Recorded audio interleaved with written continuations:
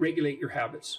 Try to get up at approximately the same time each morning. I would recommend that you get up approximately when other people get up. So that would be something in the neighborhood of 7:30 or 8 in the morning, perhaps earlier, perhaps a little bit later, but you want to stabilize that because your circadian rhythms operate more, what would you call it, fluidly, and your mood is likely to be regulated better if there's islands of stability in your daily routines. Human beings like daily routines, just like dogs like daily routines. And so regulate your sleep. I would say when you get up in the morning, eat breakfast. That's a really important thing to do. I can't tell you how many people I've treated in my clinical practice whose proclivity for emotional instability and depression, anxiety, general hopelessness, emotional pain and gloom and doom, as well as capacity to concentrate, were properly regulated or inhibited or reduced by merely ensuring that they ate I would say, a protein and fat-rich breakfast relatively soon after they wake up. And that's especially true if they're stressed. And as it turns out that if you stress yourself after a fast, which is of course what you've undertaken if you haven't eaten since the night before, that your body produces enough insulin to deplete the sugar in your blood.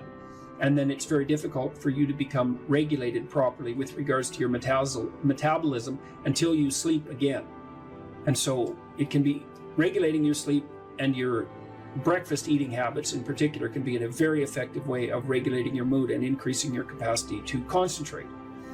The other thing I would say is that scheduling your time is also extraordinarily useful. And so I can tell you a little bit about how to use schedules effectively. You should develop a long-term plan. So you have to set up your long-term vision. And then I would say once you set up that vision so that you know how to orient yourself, then you should start designing your days. And you can do that very effectively with a calendar like Google Calendar. Many people say, well, I hate using a schedule, or I hate using a calendar. What you're doing is using the calendar as an external tyrant that's telling you what you should do if you were going to be a conventionally good person each day. So you load yourself up with arbitrary responsibilities. But that's not really how you should use a schedule.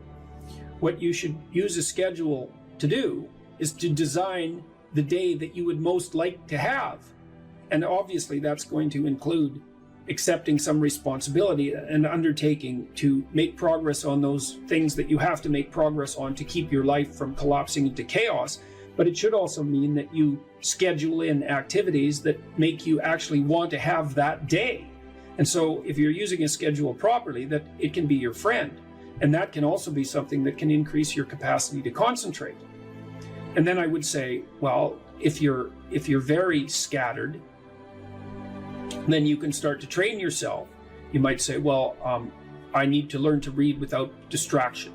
So maybe what you do, you say, okay, well, for the next week, I'm going to read 10 minutes a day, and I'm going to try to limit the distractions. And if you're successful at that, then you could try 12 minutes a day. And if you're successful at that, you could try 15 minutes a day.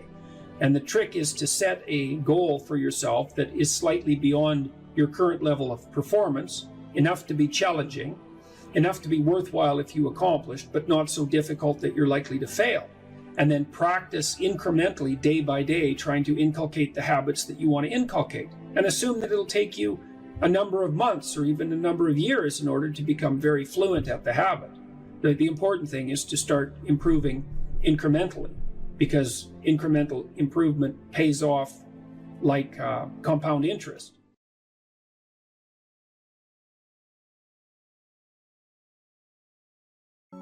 Make a damn schedule and stick to it. Okay, so what's the rule with the schedule? It's not a bloody prison. That's the first thing that people do wrong. They say, well, I don't like to follow a schedule. It's like, well, what kind of schedule are you setting up? Well, I have to do this, then I have to do this, then I have to do this, you know, and then I just go play video games, because who wants to do all these things that I have to do? It's like, wrong. Set the damn schedule up so that you have the day you want. That's the trick. It's like, okay, I've got tomorrow. If I was going to set it up so it was the best possible day I could have, practically speaking, what would it look like?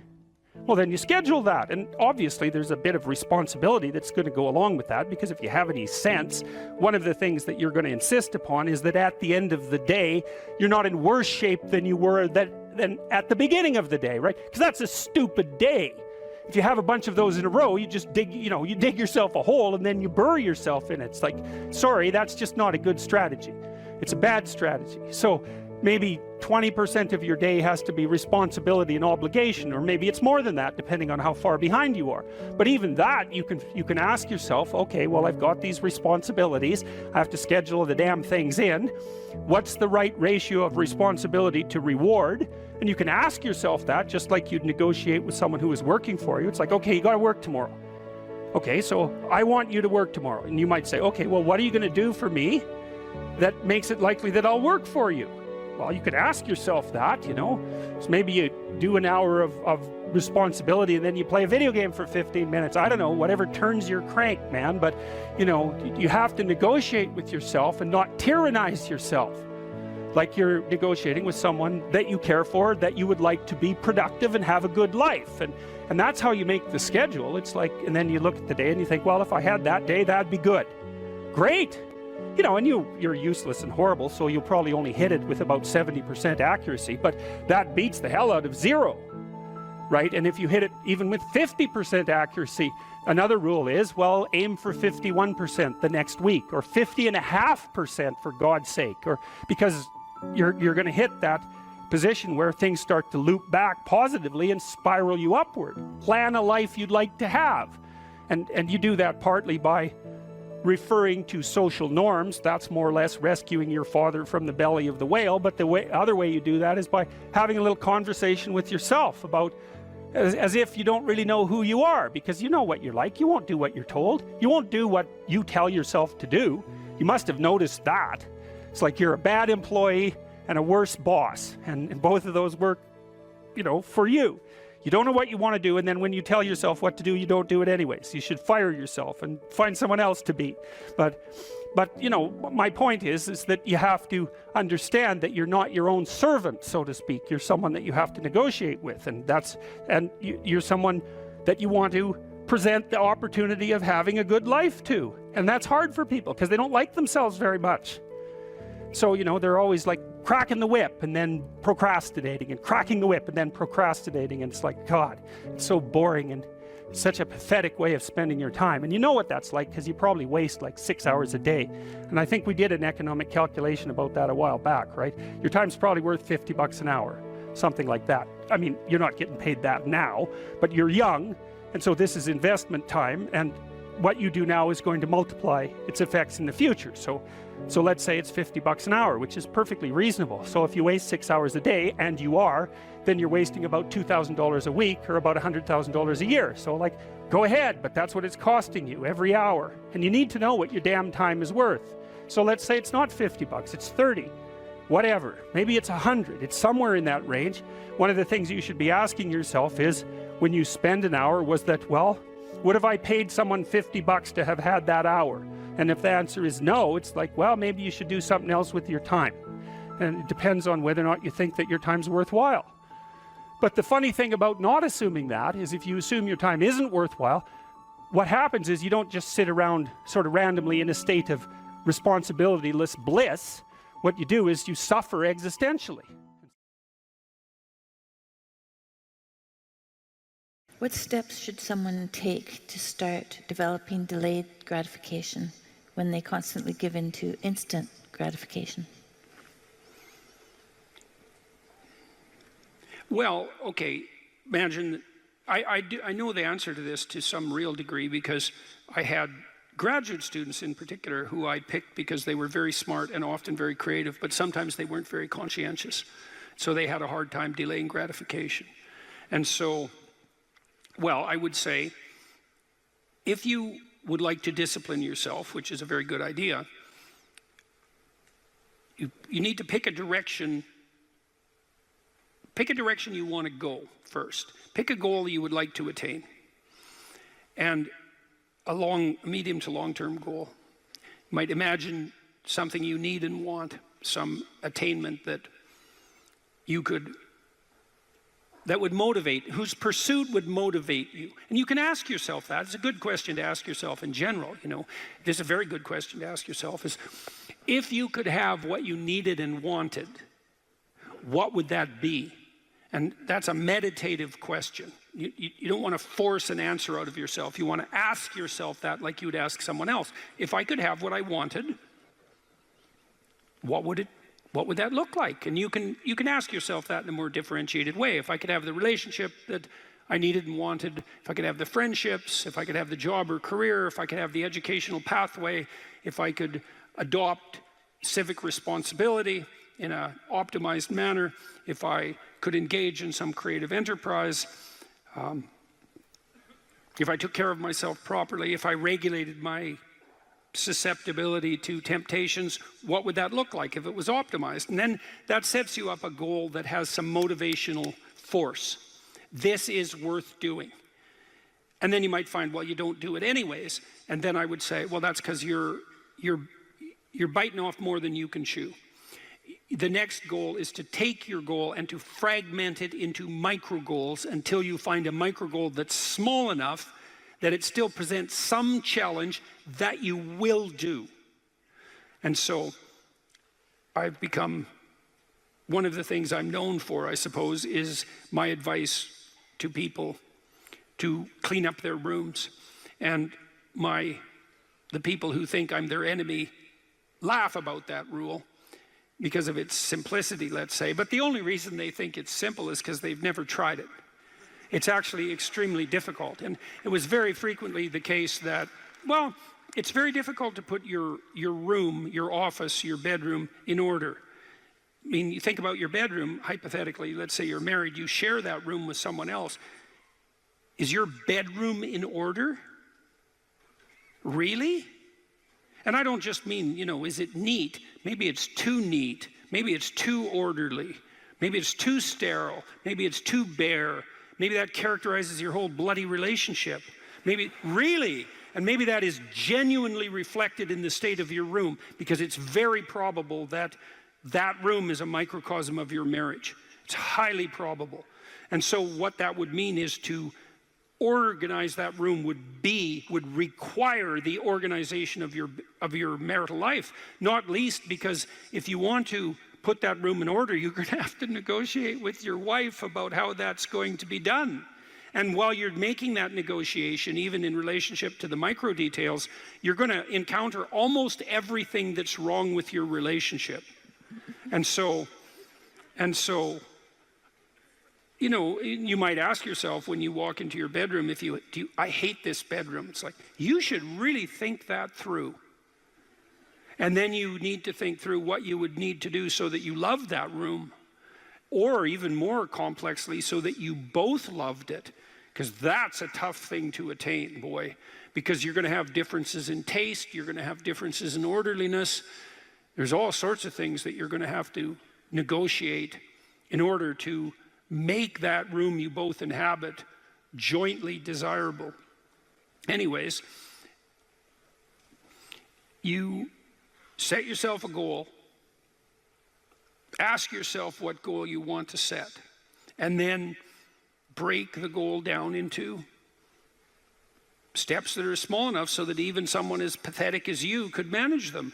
And that requires a tremendous humility. I know it was frequently the case, for example, with my clients, that I would do an analysis of their situation in life, and let's say, just for the sake of argument, that someone was 30, living at home, in the bedroom they grew up in high school, in a complete bloody state of disorder, both moral and practical. And one of the relatively simple steps that we might agree upon with regards to moving forward is, the person might think, well, you know, I'm 30, I'm really immature, I haven't taken any responsibility for my life, my mother still makes my bed and cleans up after me. It's like, well, why don't you just start with that?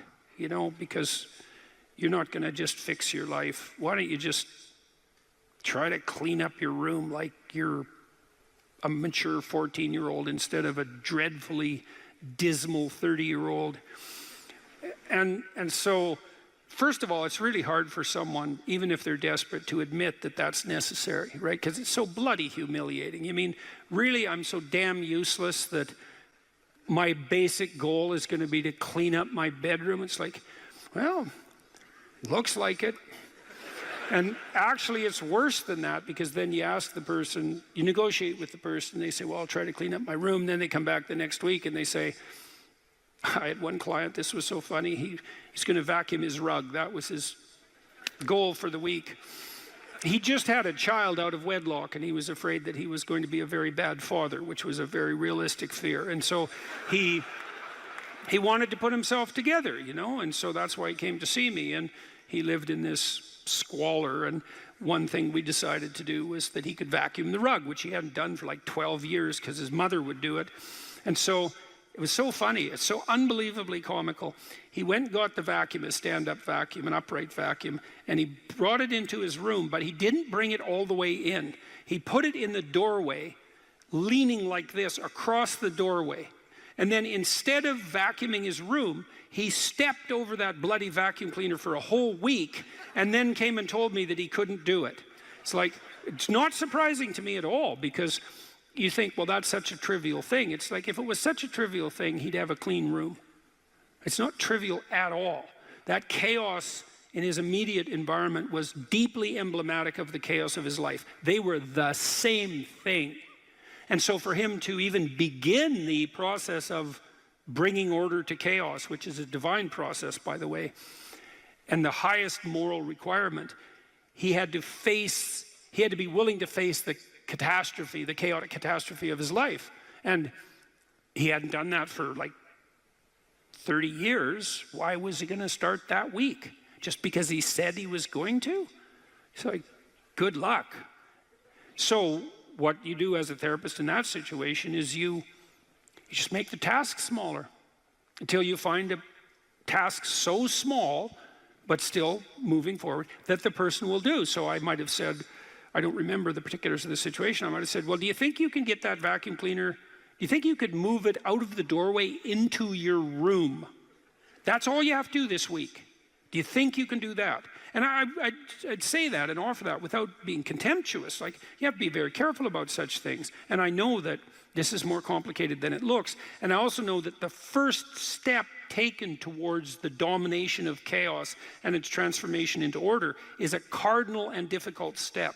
And so you can make it small, and that's fine, it'll still work. So I might say, well, just move the vacuum cleaner inside your room. And then I would also say to someone in that situation, don't do more than that.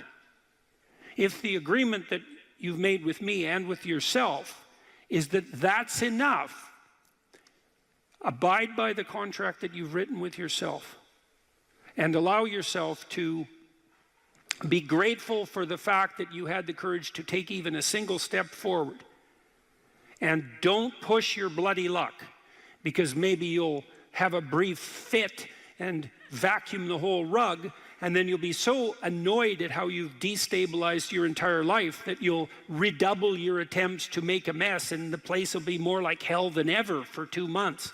It's very probable that that sort of thing will occur if you break the contract you've set with yourself. The upside of this is, because you think, oh my God, that's so dismal, I have to start that low. It's like, yeah, probably, especially if it's a real difficult thing you're trying to sort out. You have to start as low as you are useless, and that's low.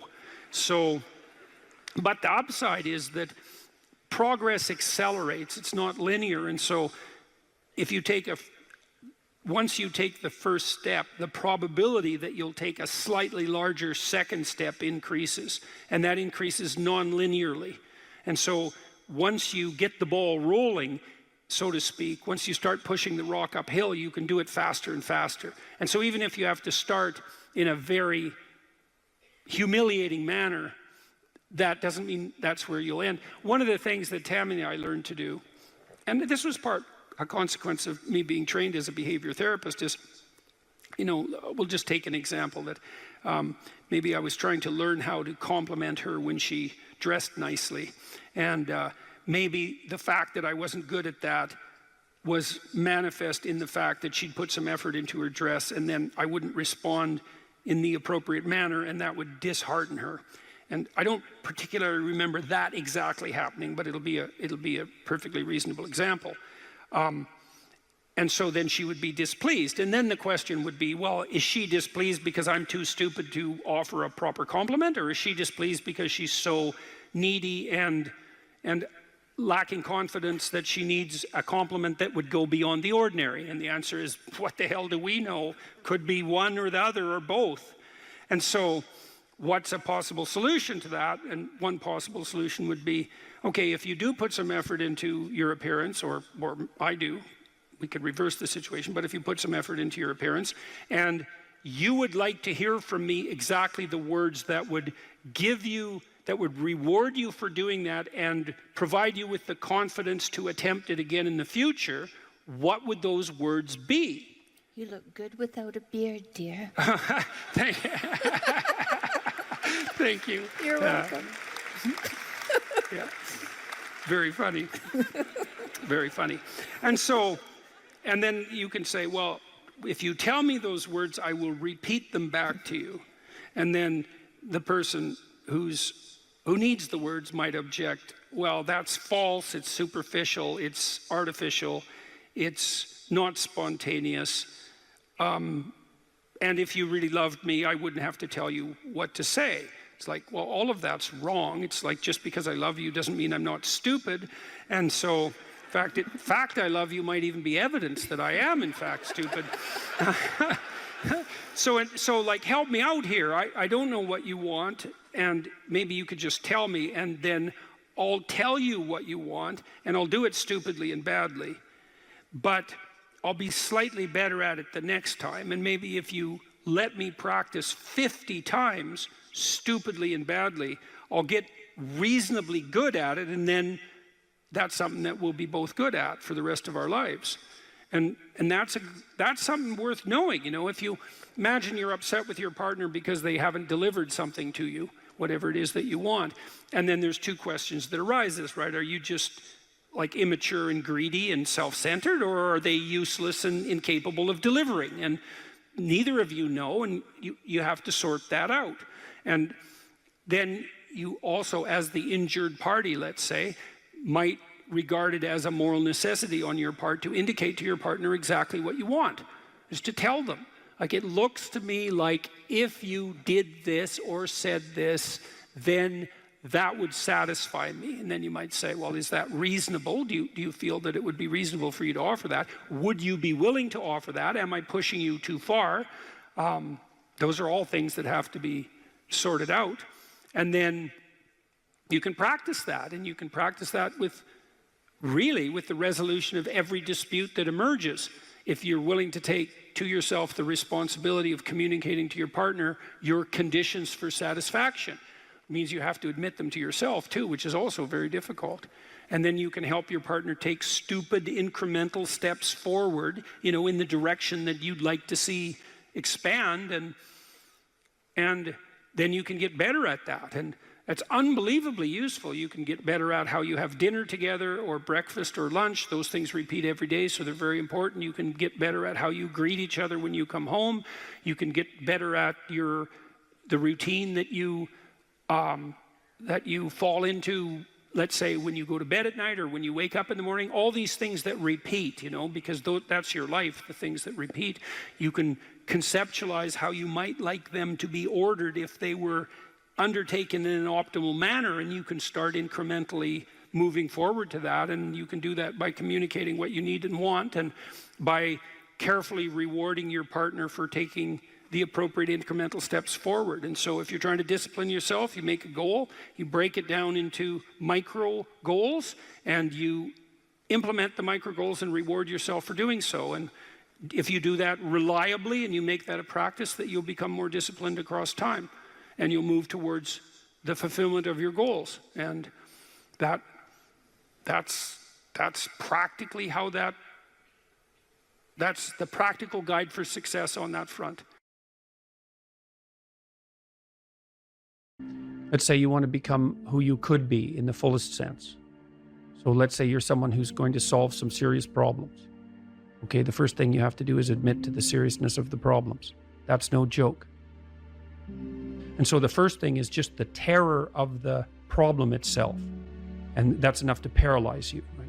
And that's the Hydra, that's the Gorgon with the head of snakes. It'll paralyze you and turn you to stone. That's the basilisk in the Harry Potter series. You look at it and it turns you to stone and lurks underneath everything, right? And it's malevolence and tragedy. And so there's that. And then the next is, well, you're going to take responsibility for that? You're really going to do that, are you? That's a hell of a load, man. And so it's daunting to even consider that. And then there's the discipline and responsibility that necessitates, which is also daunting. It's like, oh my God, the problem's that serious? I'm really going to have to get my act together in order to not contribute to it, much less solve it. And so the problem is terrible, and then the solution is daunting. But the upside of that is like, well, there isn't anything better to have than a problem that's worth solving, like that's really worth solving, right? And so the more of that you take on, the more you have a reason to get out of bed in the morning, no matter what. Like, I'm getting up, I'm trudging forward. Doesn't matter what I'm suffering from. I've got things that need to be done. They're necessary. And that gives you that sense of purpose that is the antidote to bitterness. Okay, well, let's say you want your life to be meaningful. It's like, okay, then what you do matters. It actually matters. Or how starting to clean up the room changed their life. That's quite fun because it's something I always tell people to do instead of going out and protesting. Jesus, I just can't stand Cleaning up that. the room? Yeah. Meaning? Well, my sense is that if you want to change the world, you start from yourself and work outward because you build your competence that way. It's like, I don't know how you can go out and protest the structure of the entire economic system if you can't keep your room organized. Well, I made a video call, which was called Message to Millennials, where it was called How to Change the World Properly. A bit of on the pretentious side, I suppose, but I was trying to produce something that was a counterposition to this idea that what you should do is go out and fix up other people. You know, that's just not right. And there's a New Testament line about that, something about, you know, not worrying too much about the log in your neighbor's eye, or about the speck in your neighbor's eye when you have a log in your eye. What would the world be like if people stopped avoiding the things they knew they should do? You know, because the question is, how much are we contributing to the fact that life is an existential catastrophe and a tragedy? How much is our own corruption contributing to that? That's a really worthwhile question. The things you leave undone because you're angry, you're resentful, you're lazy, you have inertia. Well, you consult your conscience and it says, well, you know, that place over there could use a little work. It's the same as working on yourself, and so you clean that up because you can, and then things are a little clearer around you, and you're a little better off because you've practiced a bit, and so you're a little stronger, and then something else manifests itself and says, well, maybe you could like take a crack at fixing me up too. So you decide to do that, and then that gets a little bit more pristine, you know, and soon, and it's humble because you're not exceeding your domain of competence. You know, it's like, don't be fixing up the economy, 18-year-olds. You don't know anything about the economy. It's a massive, complex machine beyond anyone's understanding, and you mess with it at your peril. So, and can you even clean up your own room? No. Well, you should think about that. You should think about that. What could you do to improve yourself? Well, let's step one step backwards. The first question might be, why should you even bother improving yourself? And I think the answer to that is something like, so you don't suffer any more stupidly than you have to. And maybe so others don't have to either. It's something like that. You know, like there's a real injunction at the bottom of it. It's not some casual self-help doctrine. It's that if you don't organize yourself properly, you'll pay for it, and in a big way, and so will the people around you. Now, and you could say, well, I don't care about that, but that's actually not true. You actually do care about that, because if you're in pain, you will care about it. And so you do care about it, even if it's just that negative way, you know. It's very rare that you can find someone who's in excruciating pain who would ever say, well, it would be no better if I was out of this. It's sort of pain is one of those things that brings the idea that it would be better if it didn't exist along with it. It's incontrovertible. So you get your act together so that there isn't any more stupid pain around you than necessary. Well, so then the question might be, well, how would you go about getting your act together? And the answer to that, and this is a phenomenological idea too, it's something like, look around for something that bothers you and see if you can fix it. So now you think, well, let's say you go into you can do this in a room. It's quite fun to do it just when you're sitting in a room, like a room, maybe your bedroom. You can sit there and just sort of meditate on it and think, okay, if I wanted to spend 10 minutes making this room better, what would I have to do? And you have to ask yourself that, right? It's not a command, it's like a genuine question. And things will pop out in the room that you like, there's a stack of papers over there that's kind of bugging you, and you know that maybe little order there would be a good thing, and there's some rubbish behind your computer monitor that you haven't attended to for like 6 months, and the room would be slightly better if it was a little less dusty and the cables weren't all tangled up the same way. And like, if you allow yourself just to consider the expanse in which you exist at that moment, there'll be all sorts of things that'll pop out in it that you could just fix. And I might say, well, if you were coming to see me for psychotherapy, the easiest thing for us to do first would just be to get you to organize your room. You think, well, is that psychotherapy? And the answer is, well, it depends on how you conceive the limits of your being. And I would say, start where you can start. If something announces itself to you, which is a strange way of thinking about it, as in need of repair, that you could repair, then, hey, fix it. You fix 100 things like that, your life will be a lot different. I often tell people too, fix the things you repeat every day, because people tend to think of those as trivial, right? You get up, you brush your teeth, you have your breakfast, you have your routines that you go through every day. Well, those probably constitute 50% of your life. And people think, well, they're mundane, I don't need to pay attention to them. It's like, no, that's exactly wrong. The things you do every day, those are the most important things you do. Hands down. All you have to do is do the arithmetic. You figure it out right away. So 100 adjustments to your broader domain of being, and there's a lot less rubbish around, and a lot fewer traps for you to step into. And so that's in keeping with Jung's idea about erasing once you've got your mind and your emotions together, and once you're acting that out, then you can extend what you're willing to consider yourself and start fixing up the things that are part of your broader extent. Now, sometimes you don't know how to do that. So you might say, imagine you're walking down Bloor Street and there's this guy who's like alcoholic and schizophrenic and has been on the streets for 10 years. He sort of stumbles towards you and, incoherently mutters something. That's a problem. And it would be good if you could fix it, but you haven't got a clue about how to fix that. You just walk around that and go find something that you could fix, because if you muck about in that, not only is it unlikely that you'll help that person, it's very likely that you'll get hurt yourself. So, just because while you're experiencing things announce themselves as in need of repair doesn't mean that it's you right then and there that should repair them. You have to have some humility. You don't walk up to a helicopter that isn't working and just start tinkering away with it. You have to stay within your domain of competence. But most of the time, if people look at their lives, it's a very interesting thing to do. I like the idea of the room, because you can do that at the drop of a hat. You go back to where you live and sit down and think, okay, I'm going to make this place better for half an hour. What should I do? And you have to ask. And things will just pop up like mad. And it's partly because your mind is a very strange thing. As soon as you give it a name, a genuine aim, it'll reconfigure the world in keeping with that aim. That's actually how you see to begin with.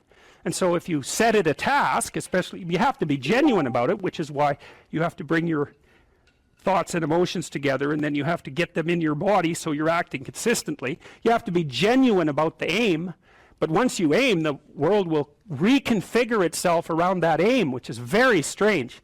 And it's technically true. The best example of that, you have all seen this video where you watch the basketballs being tossed back and forth between members of the white team versus the black team, and while you're doing that, a gorilla walks up into the middle of the video and you don't see it. It's like, if you thought about that experiment for about 5 years, that would be about the right amount of time to spend thinking about it, because what it shows you is that you see what you aim at. And that, man, if you can get one thing through your head as a consequence of even being in university, that would be a good one. You see what you aim at.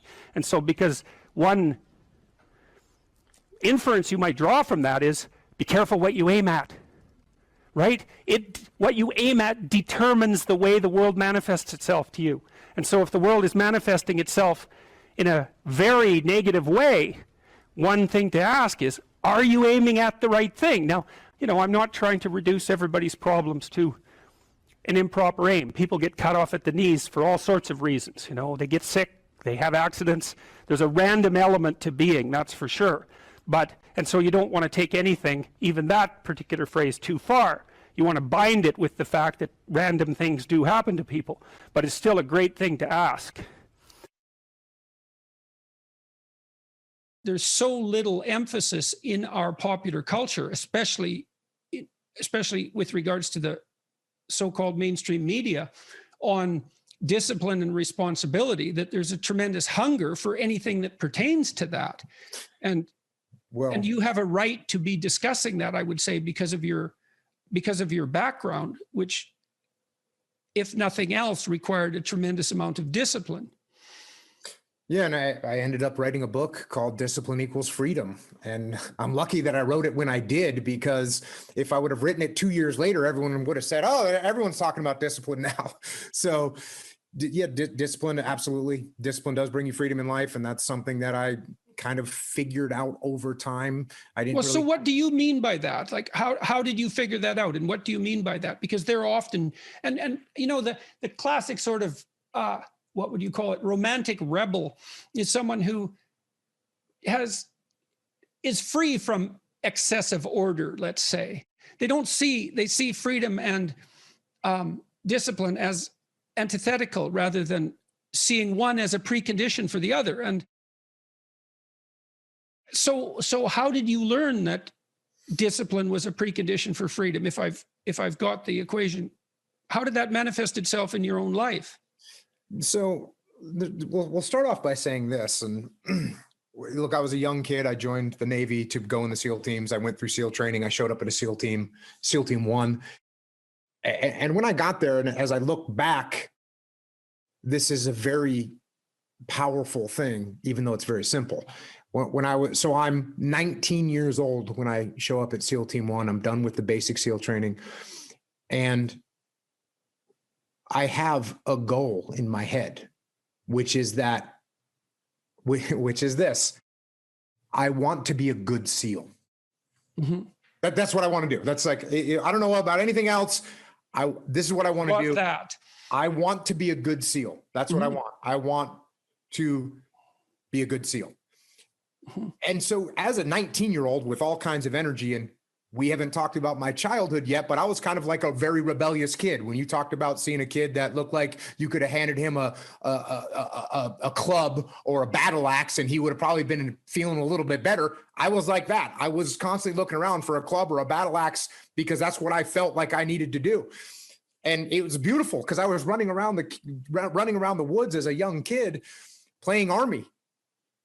And I just went and actually played Army. That's what I ended up doing. So I never really had to force myself into some mold that I didn't want to be into.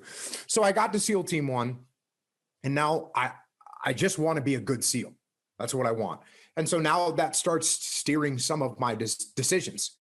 And for the most part, it steered my decisions in a decent direction. Now, there were some times where, as I look back now, what I thought was a good SEAL was a little bit off, but luckily it wasn't 180 degrees off. It might've been off 30 degrees or 40 degrees. Right. And as I got older and more mature and I figured out more about what that ideal should look like to me, and I could keep chasing that ideal, that was good. But even to be a 19-year-old kid with a 70 or 80 degree corridor to move forward in is not a bad thing. No, it's a gift. It's a gift. Exactly. Mm-hmm.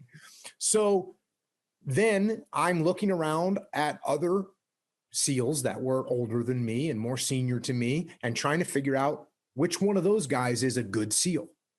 Yeah. And what I realized was that the guys that were working harder, for the most part, were good SEALs. Now there's just some people that are just way talented. Right. And they could show up, 3 minutes before a run or 3 minutes before we do a shooting competition, and they could just walk through it, no problem. Right. And that's great for them. It wasn't me. I'm not that great at anything, but I saw other guys that might not be great at anything either, but they worked hard. They showed up to work early. They did the drills that they were supposed to do. They had discipline. And when you have has amalgamated statistics, and I hope I get this right, but it's approximately correct.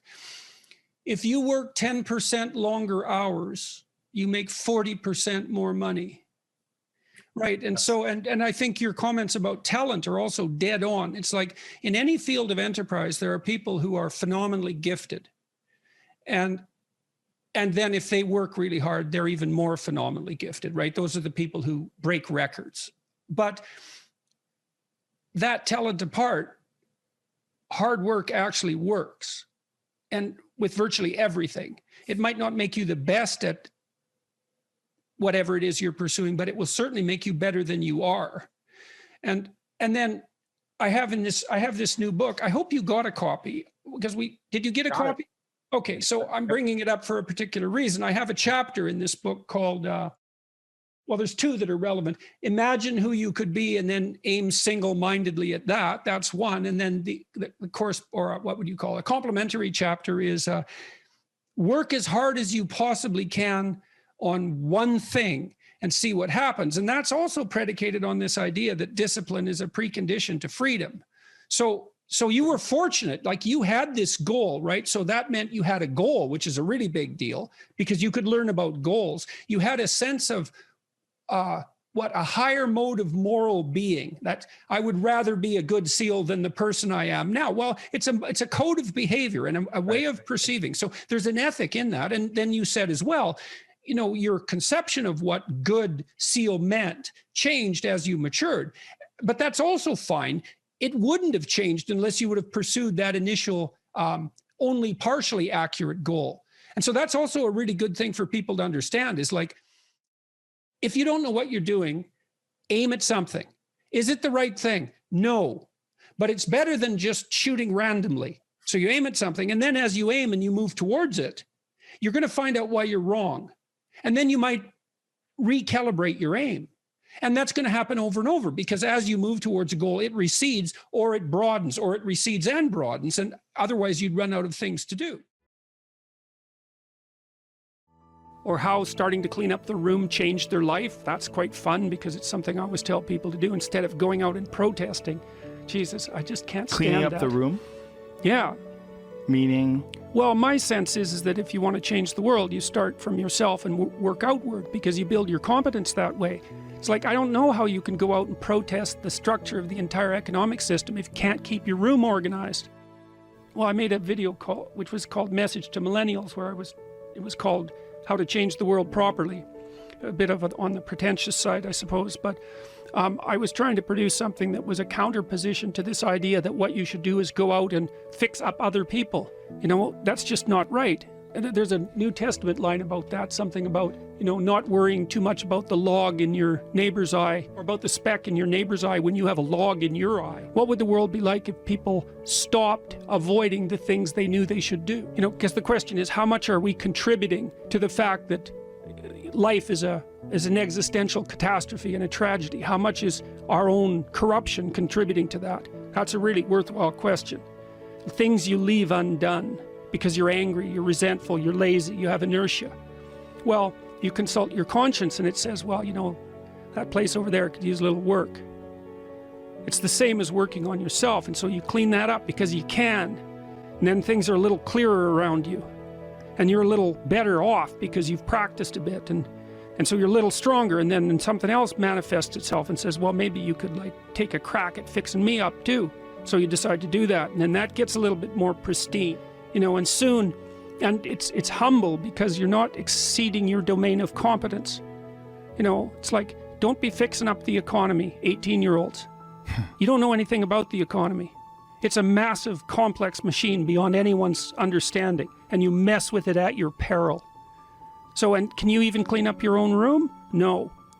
Well, you should think about that. You should think about that.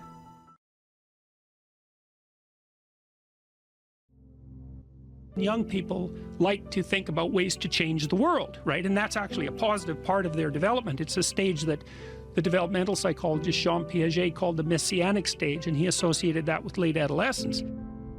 While young people want to change the world, the problem is that that's been harnessed into attempts to change other people. But that isn't what you should do. If you want to change the world, you should change yourself. In the sense that Alexander Solzhenitsyn said when he analyzed the Soviet Union, he said, don't be thinking that the line that divides good from evil runs down a political spectrum or countries or something like that. It runs down right down the middle of your soul. And if you want to sort out the world, then what you do is you sort yourself out. It's a serious business. They say it's more difficult to rule yourself than to rule a city, because you're complicated and there are horrible monsters inside of you that need to be tamed and to be brought into alignment and submission so that you can be a powerful and useful person. And instead of rushing out there to change the world by changing other bad people, that they should look inward and sort themselves out properly. And if you have a memory that's more than 18 months old, approximately, and when you pull that memory up to mind, if you still have an emotional reaction, that means you haven't fully articulated the memory. You haven't analyzed it causally. You haven't freed yourself from its grasp, and you're carrying it like a weight. And your brain responds to that. Like the more weight you're carrying like that, the more baggage, let's say, the more of the stress hormone cortisol your brain produces. And cortisol makes you old. Divide your life up into 6 epochs. And then divide each of those, that might be, say, birth to kindergarten, and then maybe elementary school, and then maybe junior high school, however you want to do it. And then to write about the emotionally significant events in each of those epochs, and then to describe their effects on you, and then to analyze how you did in those situations, what you might have done differently, what you might do differently in the future, to straighten out your past.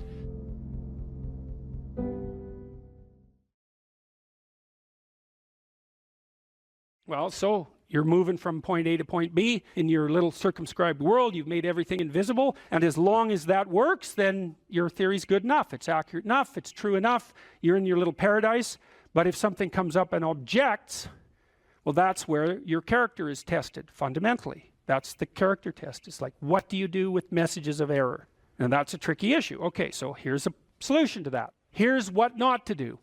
I am a bad person. I got to see myself. I'm a bad person. I might as well just go jump off the bridge. It's like, no, that's not good, because what that means is that every time you try to learn something, you're going to make a mistake, because what do you know? So you're going to make mistakes. And if the rule is every time you make a mistake, you're going to go jump off the bridge, then that's not a useful problem-solving strategy. And so when you make a mistake, you don't get to beat yourself to death with a club. It's a bad strategy, and you'll have your internal tyrant in there who's perfectly happy about doing that. That's the, overactive superego that Freud talked about. Maybe it came to you via a parent who was too authoritarian, or a grandparent, or maybe it's just you because you're disagreeable and neurotic, and so you'll take or hyper-conscientious, you'll take yourself apart. Well, you've got a problem. Something has objected to you. Then the question is, well, what does that mean? Well, maybe you're not looking at the world right. Maybe your goals are wrong. Maybe you're not acting properly. It's okay. So the question that arises when an obstacle emerges is, which part of this structure needs attention? And the first answer can't be all of it, which is why when you're arguing with someone in an intimate relationship and you're angry at them and you want to win, which is a big mistake, you want to win, you say, well, this is what you're like. Here's another 10 examples of how you've done that in the past, and I can enumerate more of them if you'd like. And so that's actually what you're like, and I've tried fixing you and it didn't work, and so it looks like you're going to be like that up into the future. And you're basically saying to them, well, you're a bad person, and the only thing they can do is either collapse or punch you. And punching you is actually better than collapsing. You know what I mean? It's such a counterproductive way of arguing. You don't leave the person any out. And so maybe, well, they're civilized, so it doesn't get physical. Well, maybe that's good and maybe it isn't. But then they end up either really not happy with you in a way that they will manifest the first possible opportunity they get, or they have to go off in the corner and cringe. It's like, great, you won. It's like now your partner's either hates you or is cringing. It's great. That's a real good victory, man.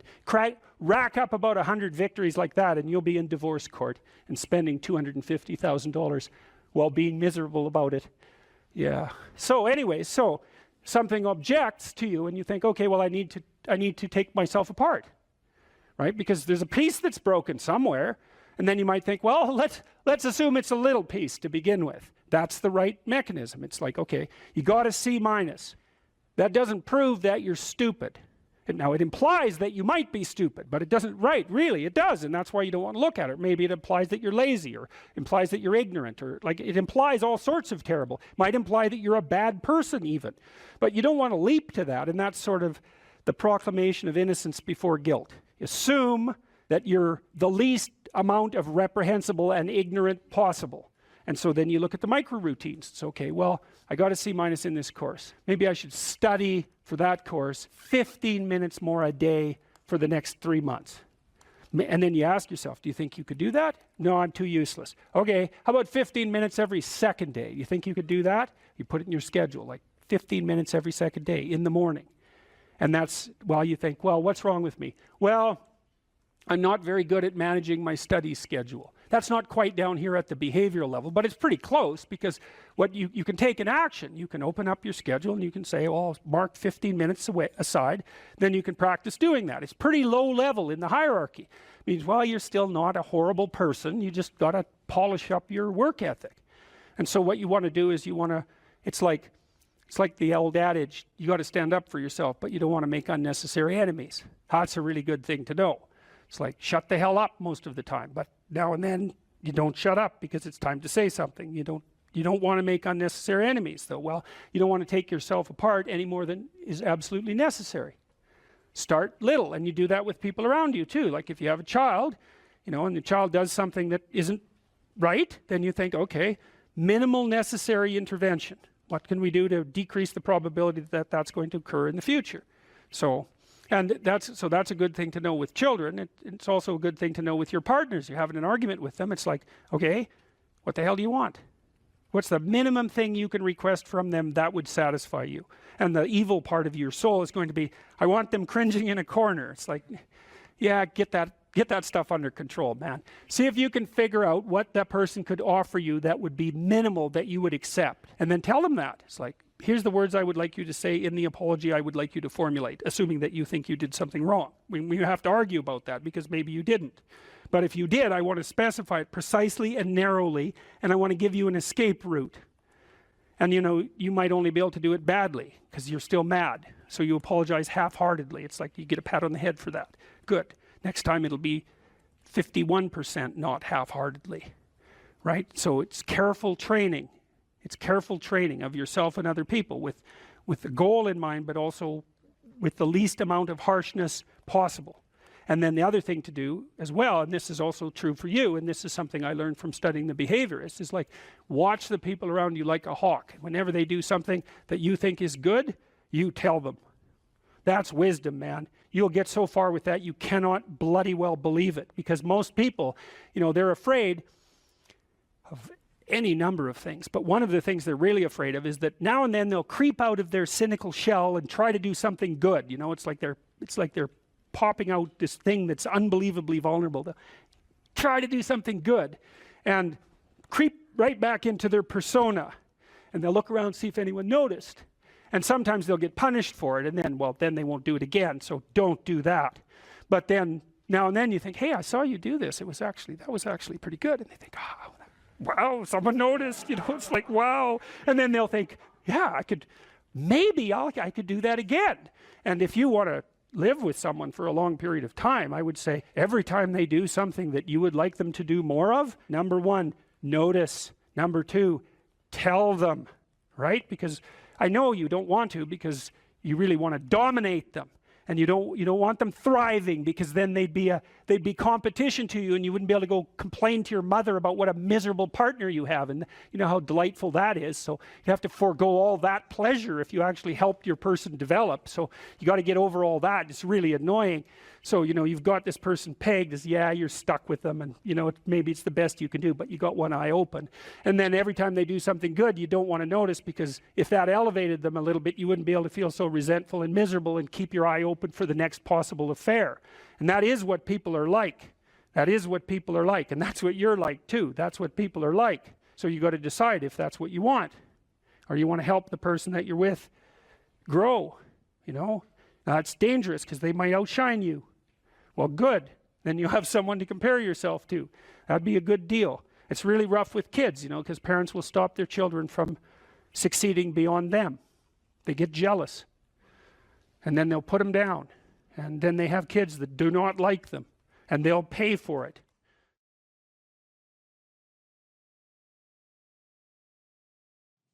Okay, well, so that's another issue in some sense that seems to make the postmodernist critique even more correct. How in the world are you going to extract out a canonical interpretation of something like that? It's like it's not possible. But here's the issue, as far as I can tell. So the postmodernists extended that critique to the world. They said, look, well, a text is complicated enough. You can't extract out a canonical interpretation. What about the world? The world's way more complicated than a text, and so there's an infinite number of ways that you can look at the world. And so how do we know that any one way is better than any other way? And that's a good question. Now, the postmodern answer was we can't. And that's not a good answer, because you drown in chaos under those circumstances, right? You can't make sense of anything. And that's not good, because it's not neutral to not make sense of things. It's very anxiety-provoking. It's very depressing, because if things are so chaotic that you can't get a handle on them, your body defaults into emergency preparation mode, and your heart rate goes up, and your immune system stops working, and like you burn yourself out. You age rapidly because you're surrounded by nothing you can control. That's an existential crisis, right? It's anxiety-provoking and depressing, very hard on people. And even more than that, it turns out that the way that we're constructed neurophysiologically is that we don't experience any positive emotion unless we have an aim and we can see ourselves progressing towards that aim. It isn't precisely attaining the aim that makes us happy. As you all know, if you've ever attained anything, because as soon as you attain it, then the whole little game ends. Then you have to come up with another game, right? So it's Sisyphus. And that's okay, but it does show that the attainment can't be the thing that drives you, because it collapses the game. That's what happens when you graduate from university. It's like you're king of the mountain for one day, and then you're like surf at Starbucks for the next 5 years, you know? So, yeah. So what happens is that human beings are weird creatures, because we're much more activated by having an aim and moving towards it than we are by attainment. And what that means is you have to have an aim, and that means you have to have an interpretation. And it also means that the nobler the aim, that's one way of thinking about it, the better your life. And that's a really interesting thing to know, because, you know, you've heard ever since you were tiny that you should act like a good person, and you shouldn't lie, for example. And you might think, well, why the hell should I act like a good person, and why not lie? I mean, even a 3-year-old can ask that question, because smart kids learn to lie earlier, by the way. And they think, well, why not twist the fabric of reality so that it serves your specific short-term needs? I mean, that's a great question. Why not do that? Why act morally? If you can get away with something and it brings you closer to something you want, well, why not do it? These are good questions. It's not self-evident. Well, it seems to me tied in with what I just mentioned. It's like, you destabilize yourself and things become chaotic. That's not good. And if you don't have a noble aim, then you have nothing but shallow, trivial pleasures, and they don't sustain you. And that's not good, because life is so difficult, it's so much suffering, it's so complex. It ends and everyone dies and it's painful. It's like, without a noble aim, how can you withstand any of that? You can't. You become desperate, and once you become desperate, things go from bad to worse very rapidly when you become desperate. And so there's the idea of the noble aim, and it's not something, it's something that's necessary. It's the bread that people cannot live without, right? That's not physical bread. It's the noble aim. And what is that? Well, it was encapsulated in part in the story of Marduk. It's to pay attention. It's to speak properly. It's to confront chaos. It's to make a better world. It's something like that.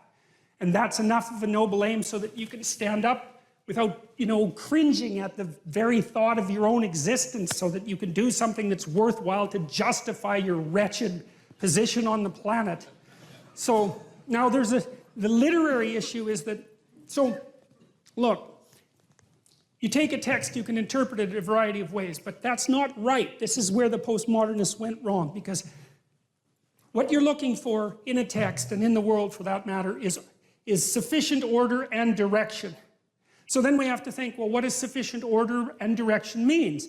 Well, you don't want to suffer so much that your life is unbearable, right? That just seems self-evident. Pain argues for itself. I think of pain as the fundamental reality because no one disputes it, right? I mean, even if you say that you don't believe in pain, it doesn't help when you're in pain. You still believe in it, right?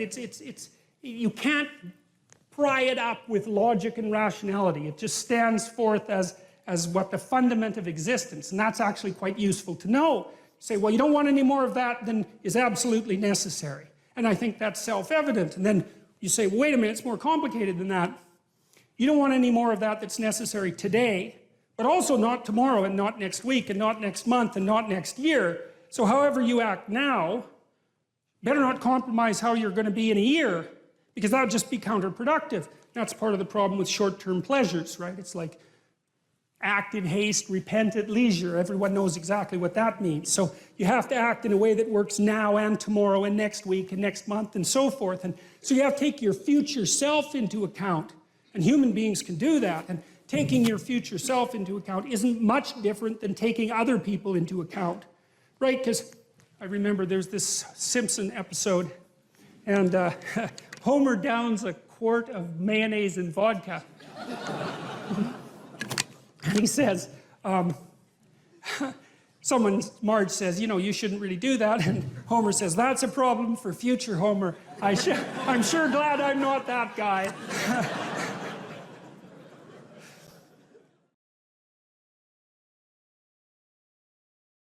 What do you think of the skills that people should start to develop in their 20s in general to make them better human beings, more potentially open to success financially, relationship, health-wise? What are 2 or 3 things that everyone should focus on in their 20s?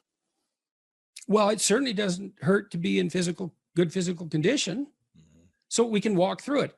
Stop drinking too much. How do you know if you're drinking too much? You regret what you do when you're drinking. It's interfering with other important goals. It's causing you financial distress. It's getting you in trouble with your friends or your family. It's getting you in trouble with the police.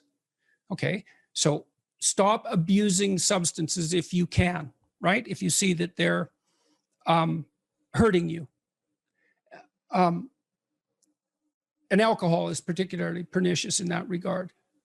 So physical health, are you in decent shape? Are you strong and coordinated? And if you're not, well, you'd be better if you were. You'd feel better, you'd be more effective, you'd live longer, you'd be less sick. And you really see that mount up. Like if someone's been in shape once in their life, they age way better. And it's also a really good way of maintaining your cognitive ability. Like, you know, you hear about those exercises that you can do online to make you smarter and keep your cognitive ability intact. Yep. Those don't work. There's no evidence that they work. People keep saying that they make you smarter, or they maintain your cognitive function. Psychologists have studied that for 50 years, hoping that one of those things will work. Trying all sorts of creative tacks, they don't work. Exercise works. Cardiovascular and weightlifting, you start to decline in your fluid intelligence at about the age of 25. And it's a linear trend downhill, and it can accelerate as you get older. It's just like this, quite ugly. If you exercise, you stave that off. So that's really useful. Maintain your relationships and foster them. So when I look at successful people, they're really good at something. They're reliable, right? You can count on their word. They're generous, and they have a wide connection network, which becomes more and more valuable as you get older. Yeah. So it's one advantage that older people really have over younger people. They have a connection network, and a connection network is huge. Well, you could be connected to 1,000 well-connected people. Okay, that means you are connected to the entire world. Right. It's unbelievably valuable. Mm-hmm. And that's one of the things that's so absolutely remarkable about the situation that I'm in right now. As far as one of the great benefits is I can access. I can contact pretty much anybody and they'll talk to me. It's like, really? That's so cool. I'm interested in infrastructure for reasons I won't get into, but I'm interested in infrastructure development. I think it's a good method of wealth transfer. It's a good solution to the problem of inequality and employment.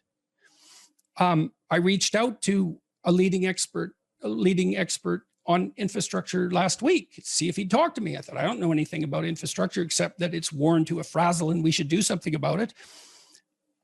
You know, he agreed to talk. And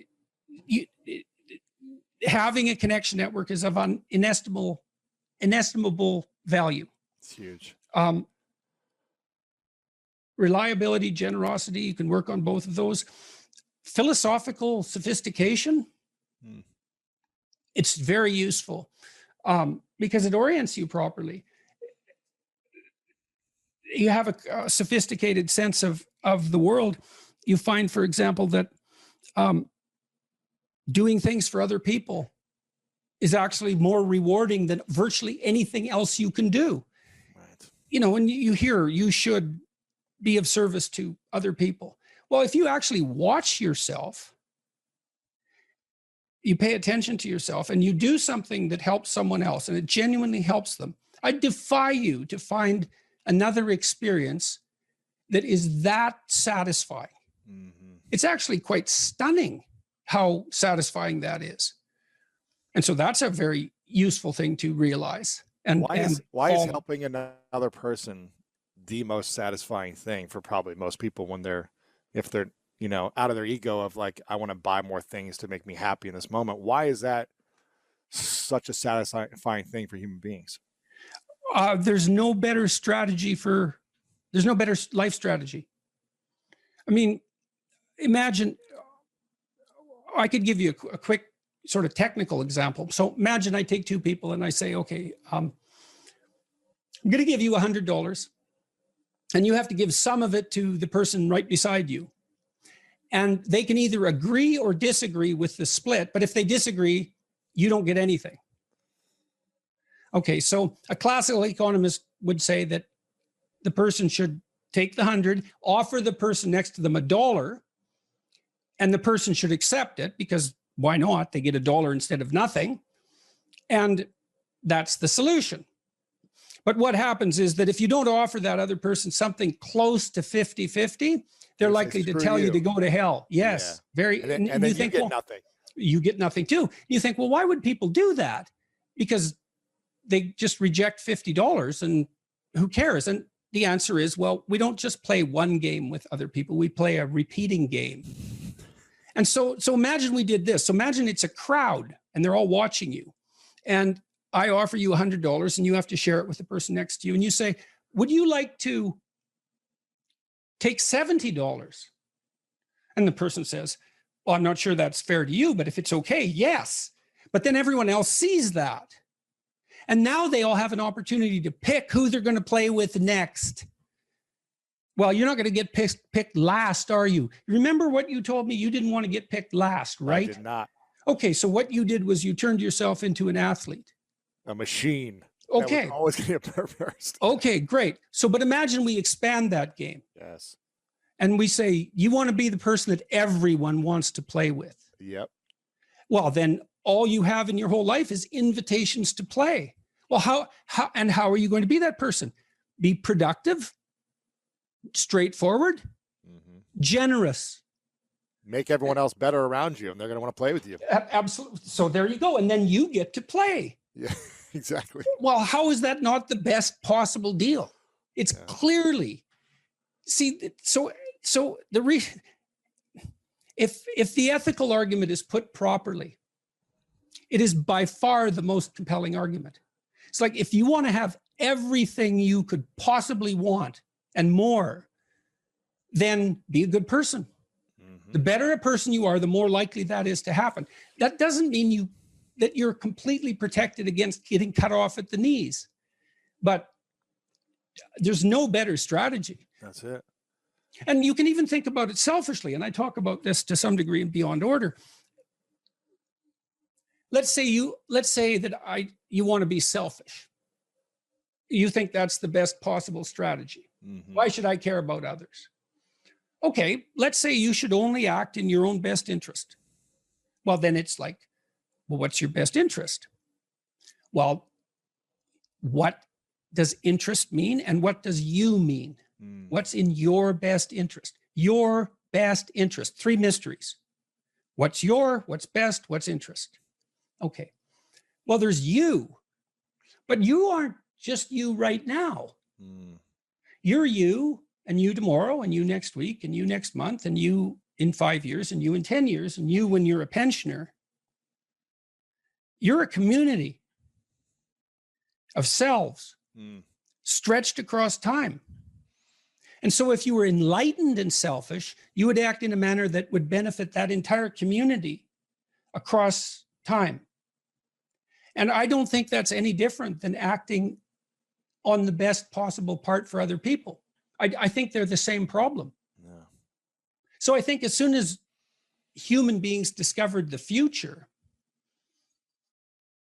we were no longer singular individuals. We were instantly each a community. And then the community ethic prevails. And the community ethic is, I want to win in a way that makes you win.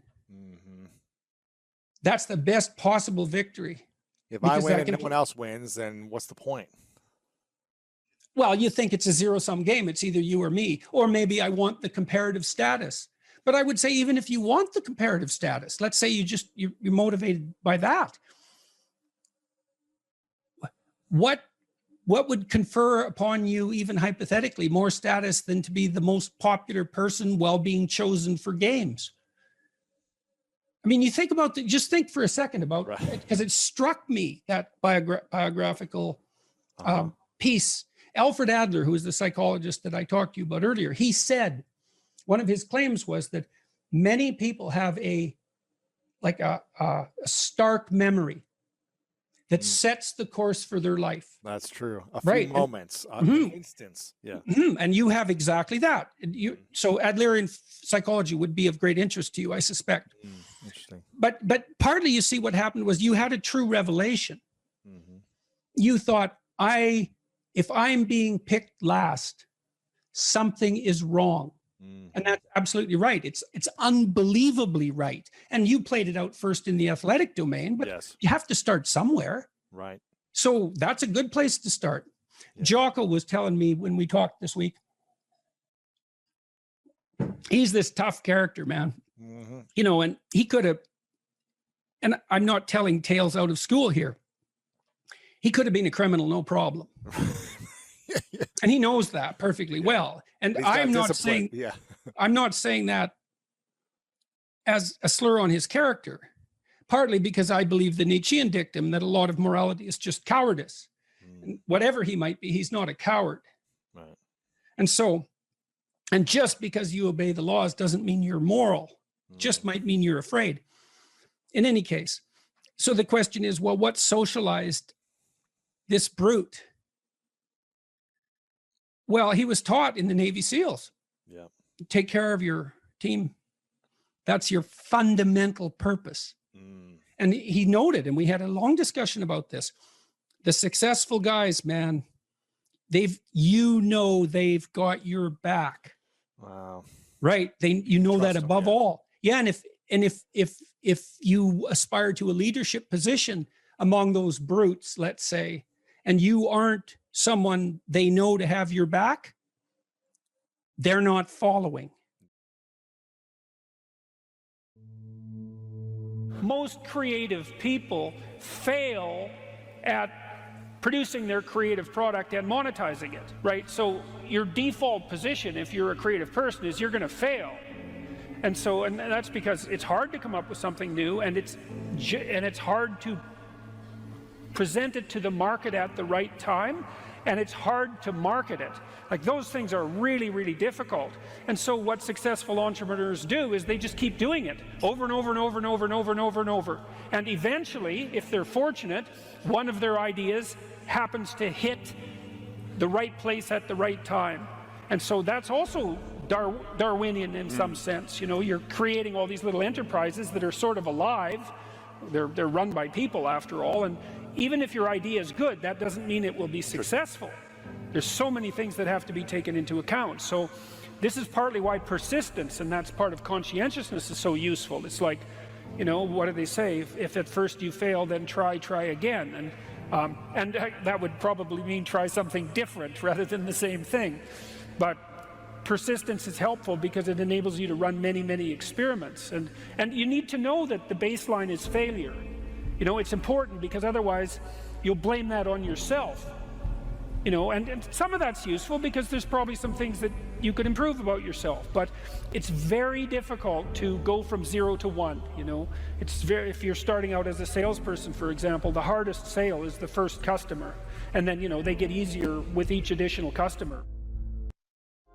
You got to know that there are differences in intelligence. It's really important. If you go into a job and you're not smart enough for that job, you're going to have one bloody miserable time.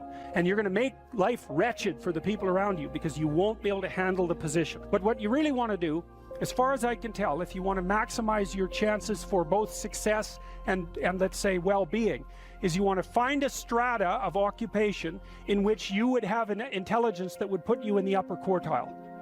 That's perfect. Then you're a big fish in a small pond. And you don't want to be the stupidest guy in the room. It's a bloody rough place to be.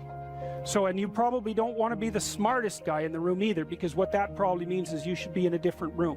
If you want to be the best at what you're doing, bar none, then having an IQ of above 145 is a necessity, and maybe you're pushing 160 in some situations, and maybe that's making you one person in 10,000 or even one person in 100,000. And then also, to really be good at it, you probably have to be reasonably stress tolerant and also somewhat conscientious. There's nothing you can possibly do to become more deadly than to improve your facility with language.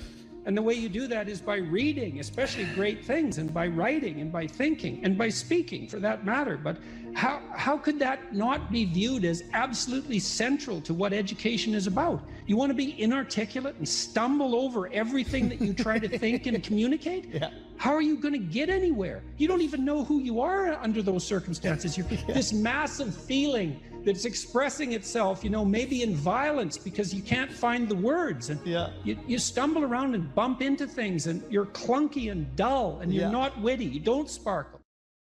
It's from the uphill climb that we derive our value, and I mean this technically. So almost all the positive emotion we feel, especially the emotion that fills us with enthusiasm, and that's experienced in relationship to a goal. And so in some sense, you want a goal that you can never attain. So you can always move closer to the goal that recedes as you move towards it. You think, well, that's frustrating. It's like Sisyphus pushing the rock uphill. But it's not, because as you pursue that goal, you put yourself together and your life does get better and richer and more abundant. And that's why the highest levels of virtue and goal are in some sense transcendent. You want them to be above everything you're doing so you can continually move towards something that's more sublime and better. That's what you are. You're here to live, not to sleep. And the problem with the vision of Mai Tais on the beach is that, well, first of all, that's a vision of drug-induced unconsciousness. Second, it's only going to work for about a week. Third, you're going to be a laughingstock in a month and depressed and aimless and goalless. You want a horizon of ever expanding possibility. And so it does happen to people because they've staked their soul on the attainment of an instrumental goal.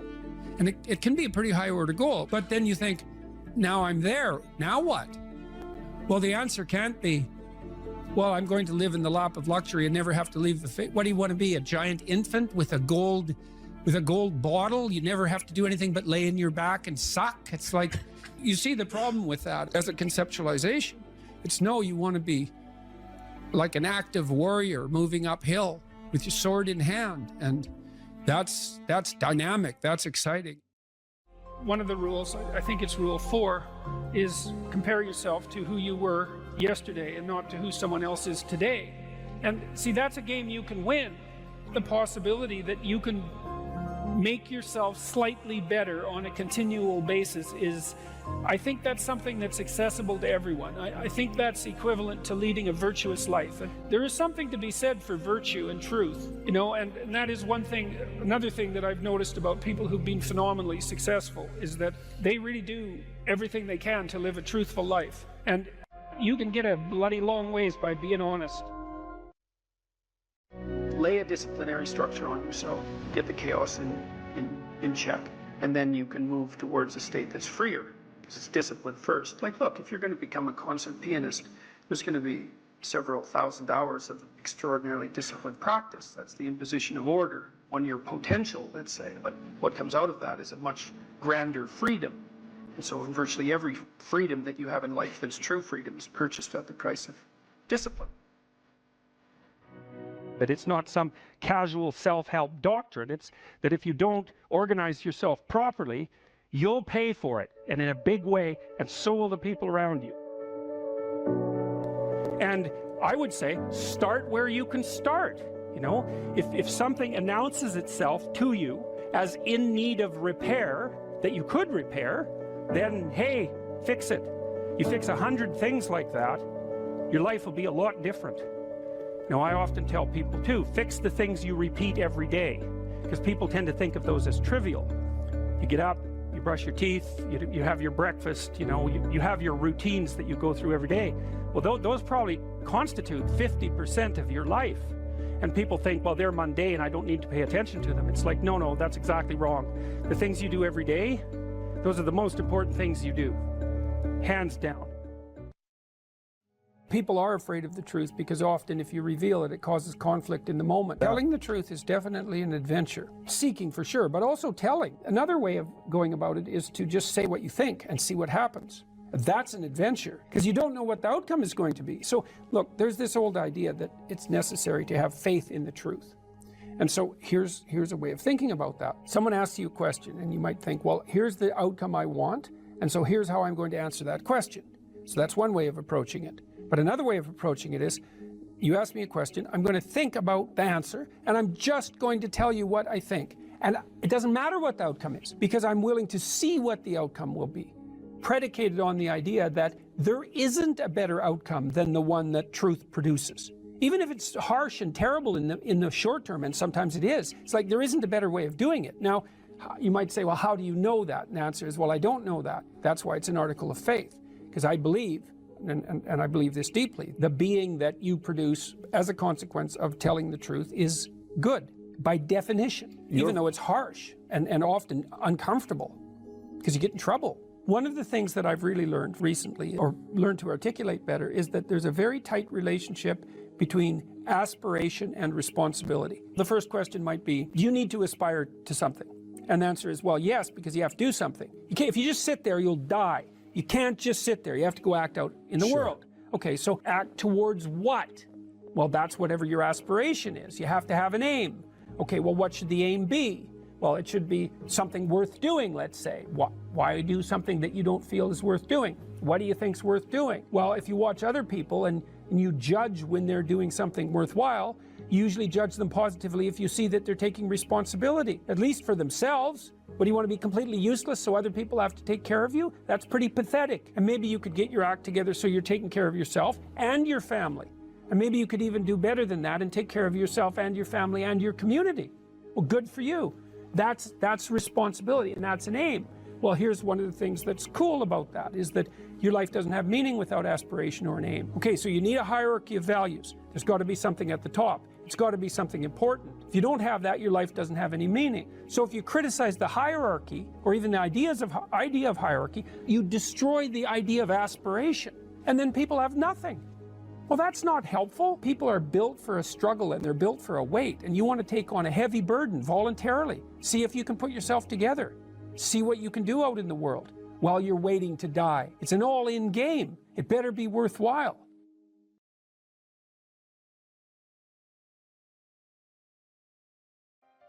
You're asked to outline the place you'd like to end up, which is your desired future, and also the place that you could end up if you let everything fall apart, is so that your anxiety chases you and your approach systems pull you forward. You're maximally motivated then.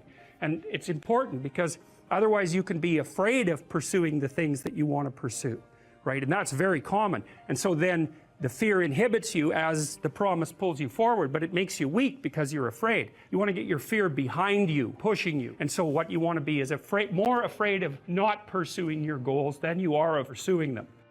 Putting yourself in a challenging mind frame is much easier on you psychophysiologically, because you don't go into the generalized stress response to the same degree. And you're activating your exploratory and seeking systems, which are dopaminergically mediated and that involve positive emotion. So if you can face something voluntarily rather than having it chase you, it's way better for you psychophysiologically. So that's partly why, well, it's worthwhile to go find the dragon in its lair instead of waiting for it to come and eat you. So, and especially when you also add the idea that if you go find the dragon in its lair, you might find it when it's a baby instead of a full-fledged bloody monster that is definitely going to take you down. Don't avoid small problems that you know are there. Face them, because they'll grow into big problems all by themselves. And you can think about, imagine the tax department sends you a notification. You owe them like $300. Well, it's you know, that's annoying. Maybe you don't even want to open the letter. Or maybe if you do, you just put it on the shelf. But that damn thing doesn't just sit there like a piece of paper on the shelf, right? You ignore that for 5 or 6 years, it's going to become attached to all sorts of horrible things. And if you ignore it long enough, you get the idea. It's going to turn into something that is completely unlike the little piece of paper that it's written on. And many problems in life are like that. You'll see that they pop their ugly little head up, and you know, and you might want to turn away. You might not want to think about it, which is the easiest way of turning away, right? You just don't attend to it. You know, if you could have your life the way you wanted it in 3 to 5 years, if you were taking care of yourself properly, you know, what would you want from your friendships? What would you want from your intimate relationship? How would you like to structure your family? What do you want for your career? Well, how are you going to use your time outside of your job? And how are you going to regulate your mental and physical health, and maybe also your drug and alcohol use? Because that's a good place to auger down, you know, because alcoholism, for example, wipes out, you know, 5 to 10% of people. So you want to keep that under control. And then, so maybe you develop a vision of what you would like your life to be, and that associates the goal. Well, once the goal is established, and then you break down the goal into micro processes that you can implement, the micro processes become rewarding in relation to their causal association with the goal, and that tangles in your incentive reward system, and that's the thing that keeps you moving forward. And the way it works is that it works better if it produces positive emotion when it can see you moving towards a valued goal. Okay, well, what's the implication of that? Better have a valued goal, because otherwise you can't get any positive motivation working out. And so the more valuable the goal, in principle, the more the micro processes associated with that goal start to take on a positive charge. And so what that means is, well, you get up in the morning and you're excited about the day, you're ready to go. And so as far as I can tell, what you do is you specify your long-term ideal. Maybe you also specify a place you want to stay the hell away from, so that you're terrified to fail as well as excited about succeeding, because that's also useful. You specify your goal. You do that in some sense as a unique individual. You want to specify goals that make you say, oh, if that could happen as a consequence of my efforts, it would clearly be worthwhile. Because the question always is, why do something? Because doing nothing is easy. You just sit there and you don't do anything. That's real easy. The question is, why would you ever do anything? And the answer to that has to be because you've determined by some means that it's worthwhile. Number one, specify your damn goals, because how are you going to hit something if you don't know what it is? That isn't going to happen. And often people won't specify their goals too, because they don't like to specify conditions for failure. So if you keep yourself all vague and foggy, which is real easy, because that's just a matter of not doing as well, then you don't know when you fail. And people might say, well, I really don't want to know when I fail because that's painful. So I'll keep myself blind about when I fail. That's fine, except you'll fail all the time then. You just won't know it until you've failed so badly that you're done. Okay, so once you get your goal structure set up, you think, okay, if I could have this life, looks like that might be worth living, despite the fact that it's going to be, you know, anxiety provoking and threatening, and there's going to be some suffering and loss involved and all of that. Obviously, the goal is to have a vision for your life such that all things considered, that justifies your effort. Okay, so then what do? Well, then you turn down to the micro routines. It's like, okay, well, this is what I'm aiming for. How does that instantiate itself day to day, week to week, month to month? And that's where something like a schedule can be unbelievably useful. Google Calendar.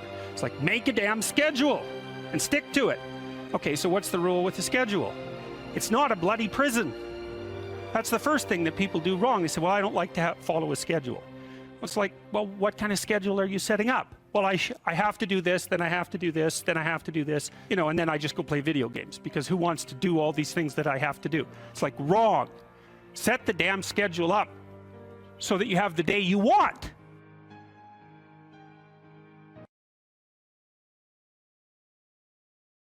You know, if you don't know what you should do with your life, you don't know who you should be, sometimes you think about that as what career you should pursue. But here's another way of thinking about it. It's kind of a SEAL's ethos that Congressman Crenshaw detailed out. Here's some things you could be. Those are my words. These are his. You will be someone who's never late.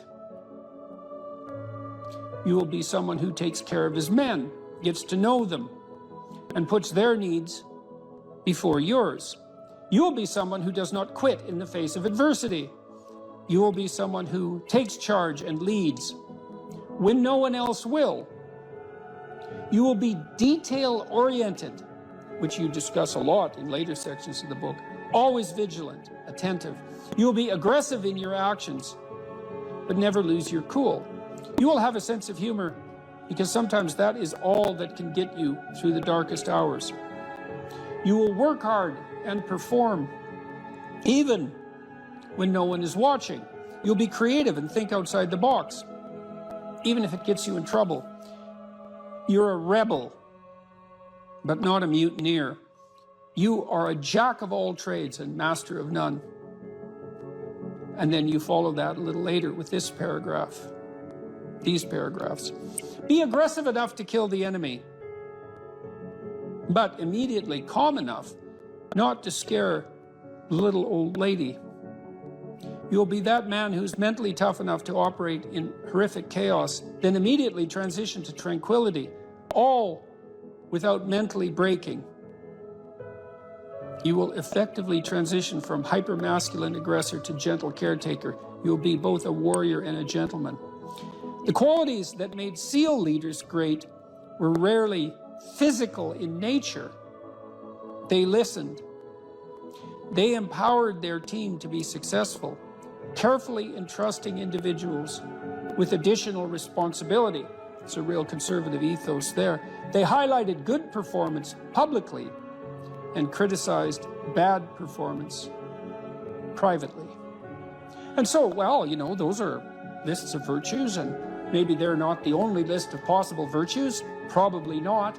But if you're lost and you don't know where to start, practicing, you know, you also talk about this idea that this is an Aristotelian idea, you know, that we are our habits. We become what we practice. And imagine if you're lost and you're listening, you think, well, you find some things admirable. Well, you could practice those things, and you can practice them locally and minimally in your own relationships, and you can start to get good at them. And as you get good at them, well, you get better at them, right? And then you can broaden out the scope of your action into a wider purview. So you said here too, let's go for another quote here. Throughout your life, this is very practical advice too, and I think it's very wise from a therapeutic perspective. Throughout your life, you have people you look up to. Okay, so let's think about that. You look up. What does that mean? Why up? Well, up is something that beckons from a distance. It's like a light on a hill, and we automatically assume that those who we admire are people we look up to. So that specifies a distance and a direction, and it's uphill. It's up toward a higher vista, let's say. So there are automatically people who elicit that spirit in you. You have noticed the way. Might also imply that there's some sense of struggle required to get to that point, because it's easier to go downhill than it is uphill. Yes, definitely. That's right. It's an uphill trek. And it also implies judgment, because if someone's above you, then they also serve as a judge. or you serve as a judge in relationship to them because you compare yourself unfavorably with them. And that can also inspire you to tear them down. That's really the story of Cain and Abel, and that's a major story. You have noticed the way a teacher, parent, coworker, mentor, or friend interacts with others, and you come away thinking, that behavior simply works better. They are respected, admired, and successful. And you find yourself wondering why that is. You do if you're a little bit humble instead of being envious, right? Because otherwise you think, well, that damn crook, he just stole his position, and that's why he's got it. But if you're a bit humble, you might think, well, no, that guy looks successful. Maybe he knows something I don't. You are noticing attributes and character traits that are good and worth aspiring to. You are noticing attributes that make certain people more successful than others. You are noticing what a hero looks like. And in the process, you are discovering a path made up of desirable personality traits that helps you ascend in social hierarchies. That's Jacob's ladder, by the way. That ladder that is the hierarchy to the good. That's the vision Jacob has of the pathway to God, is that it's a hierarchical structure with the thing that's ultimately good at the pinnacle, by definition, right? The best of all possible goods. And then there are intermediary structures all the way up, and beings inhabiting those structures. And this isn't metaphysical. It's like, if you find someone you admire, the reason you admire them is because they're higher up in that heavenly hierarchy, so to speak, than you are. And your whole nervous system tells you that. You're compelled to listen, you're compelled to pay attention by the action of your own unconscious mind. You know, what's interesting about this point of identifying these heroes or at least role models, you can call them either one. I just thought heroes was a more compelling word to use for the sake of writing it. But what's interesting about it too is how pop culture actually plays a pretty important part of this, because like there's plenty of people who simply don't have these good role models in their lives, and you have to acknowledge that. And so where are they supposed to turn? And it's maybe one of the reasons that it's so important to fight these cultural wars that you and I engage in on a fairly regular basis, that they become a serious part of our politics, which at the same time is necessary, but also deeply, deeply unfortunate. I do think the attack on pop culture from this progressive victimhood left has reached a ceiling. I think there's a serious backlash. You look at movies like Top Gun, the recent one, Top Gun, and maybe like the highest grossing of all time. Absolutely phenomenal movie, really fun to watch. Why? Because it just had all of these classical virtues infused within it, about relationships and about how you treat people and what the consequences are for treating people as such. That these things speak to people in a deeper way. They can't necessarily articulate them, but they understand it when they see it. And there's these sort of radical minorities that are very loud that want that changed. You know, they want something else to be on that hill, but people react against it because it's not true. There's no truth to that. And something cries out from inside of them then, and that can be appealed to by a storyteller. I saw the same thing in the Marvel Avengers series, is that there is a return to any wide range of classical virtues, certainly brotherhood, a kind of a military ethos, sacrifice, a striving upward, certainly masculine virtues, the combination of the Hulk and Iron Man, for example. There's a monstrous element to the Hulk, but he's a hero in a strange sense, and he's also the revitalizing force for Iron Man when he just about dies, and that's all. The reason those movies were so necessary and so attractive is because they are, in fact, addressing a radical conceptual void in the culture, and it's a void that you're addressing in your book, especially with your appeal, trifold appeal, let's say, to duty, responsibility, and humor at the same time, right? Which is a kind of stoicism in the face of catastrophe.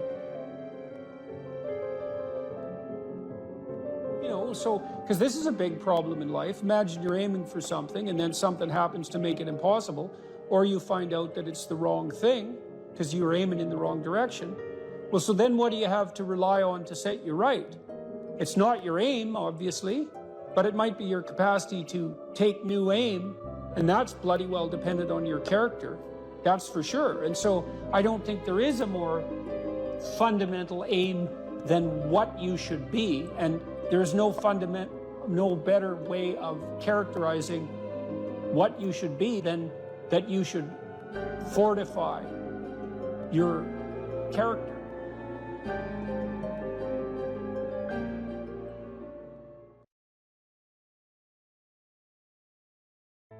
Here's some items, so you guys can do a quick big five on yourselves, and I'll tell you the upside and downside of it. So if you're orderly, you follow a schedule. How many of you follow a schedule? Okay, and how many of you don't? Okay, so one thing I would recommend is that you do. And I'll tell you why. Like, intelligence is a very good predictor of academic performance. And there's not a lot you can do about your intelligence. I mean, you can squander it, but it's very difficult to improve it. Conscientiousness, well, it's a trait too, so it's hard to work on, but we know that conscientious people get better grades. And it's reliable, and it's a powerful effect. And so, if your time use is organized, then the probability that you're going to be successful is very high. So, one of the things you might think about is make friends with a calendar, like Google Calendar or something like that. And I can tell you some tricks about that, because really it is important. Like, and I'm not kidding around about this. If you're low in conscientiousness, it's really going to trip you up as you walk through life. There's not very many advantages to it that I've been able to see. And I'm not assuming that just because you don't follow a schedule, you're low in conscientiousness, but it is one of the items that mark it. The advantage I've seen so far to being unconscientious is that if you become unemployed, it doesn't bother you as much. And I mean, that actually turns out to matter in some situations. So like, you know, if a big company has to shed 50% of its employees, it's the conscientious people are going to suffer themselves to death for it. And the unconscientious people, they're not going to care anyways, because they weren't working anyway. So it doesn't matter if they have a job or not. So here's one way of thinking about making use of a schedule. Often people are afraid of schedules because they think of them as a trap. You know, you make a schedule and it's like this little prison that you have to live inside. And, you know, and all you're doing in your schedule is putting down things you have to do or should do. And so, you know, there's not a lot of fun in that. And so not only is it a trap or a prison, but it's kind of an unpleasant one. But a way to work with the schedule in a lot more sophisticated way is to think, well, I'm going to plan the next week, say, because you plan it day by day, but we'll take the week as the unit level of analysis and think, well, I'd like to plan a week I'd like to have.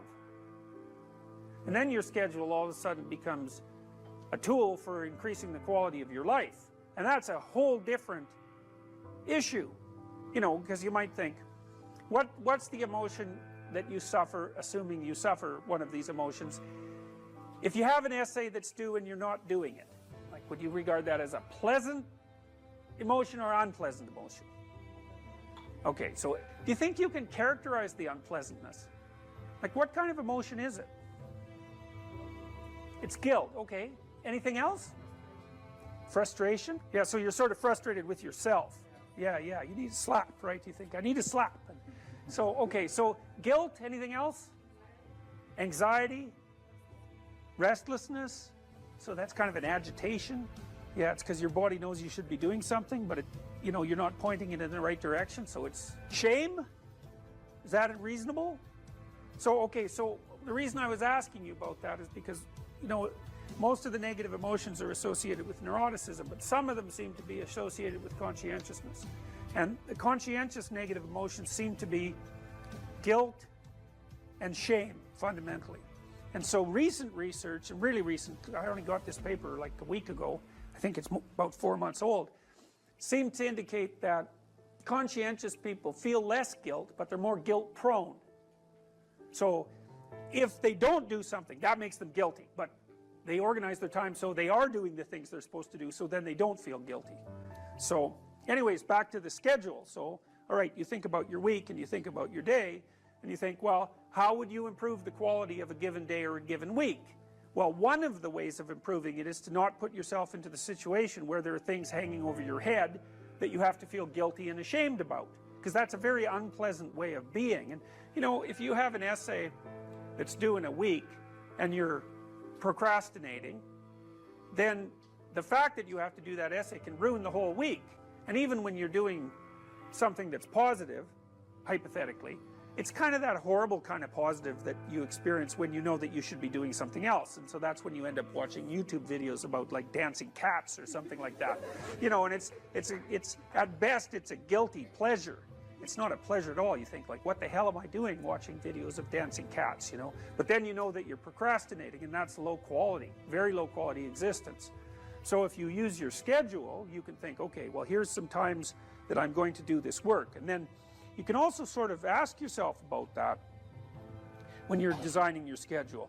Because you don't want to design a schedule like you're Adolf Hitler telling yourself what to do, you know, because you're not going to comply with it then.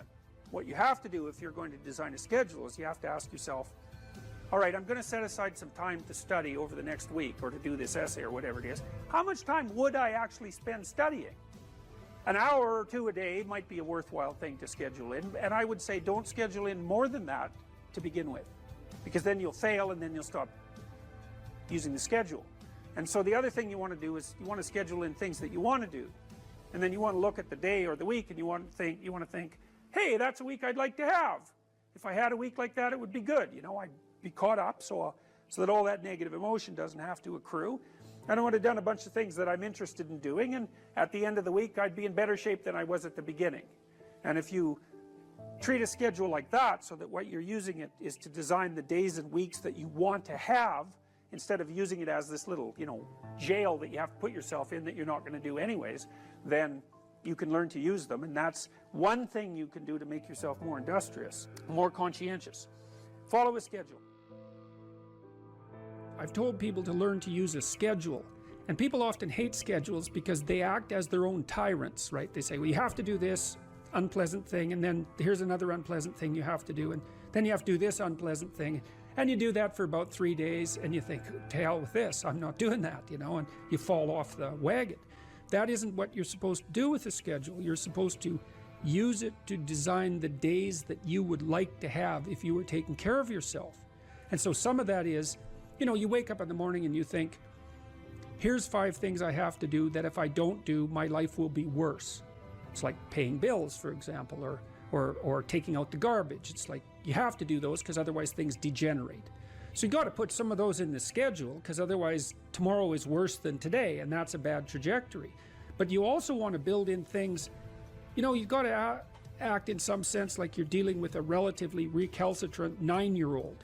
It's like, so, well, here's some things you have to do, but here's some things that if you do, you could reward yourself with. And if you get the balance there between obligation and reward right, then you'll find that you're motivated to do the things. And that's what you want to do. You want to do that so it's sustainable across days and weeks and months.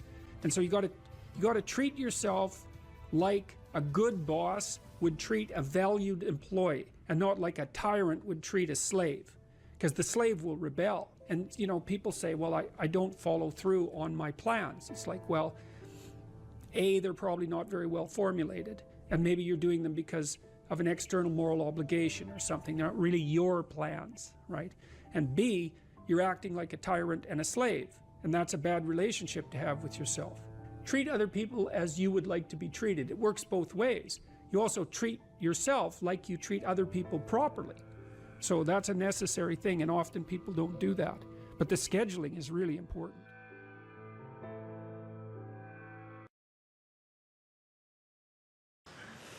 So, you know, one way of conceptualizing yourself is that you're one speck of dust among 7 billion. And when you conceptualize yourself that way, you might think, well, what difference does it make what I say or do? And that's actually quite convenient for you, because if it doesn't matter what you say or do, then you don't have any responsibility and you can do whatever you want. The price you pay for that is a bit of nihilism, but if you don't have to shoulder any responsibility, that's a small price to pay. That's the underground motivation for nihilism. But the other way of looking at it, and this is actually the accurate way of looking at it, is that you're in a network. You're a node in a network, and so you can do a little bit of arithmetic very rapidly and just figure out how powerful you are. You know 1,000 people. You're going to know more than that over the course of your life, but let's say 1,000 for the sake of argument for now. They know 1,000 people.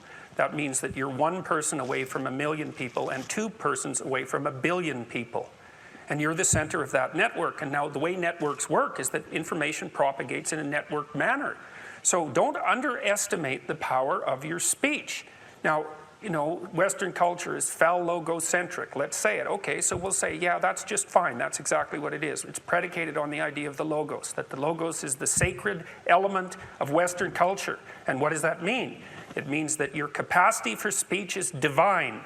It's the thing that generates order from chaos and then sometimes turns pathological order into chaos when it has to. Don't underestimate the power of truth. There's nothing more powerful. Now, in order to speak what you might regard as the truth, you have to let go of the outcome. You have to think, all right, I'm going to say what I think, stupid as I am, biased as I am, ignorant as I am. I'm going to state what I think as clearly as I can, and I'm going to live with the consequences no matter what they are. Now, the reason you think that, that's an element of faith. The idea is that nothing brings a better world into being than the stated truth. Now, you might have to pay a price for that, but that's fine. You're going to pay a price for every bloody thing you do and everything you don't do. You don't get to choose to not pay a price. You get to choose which poison you're going to take. That's it.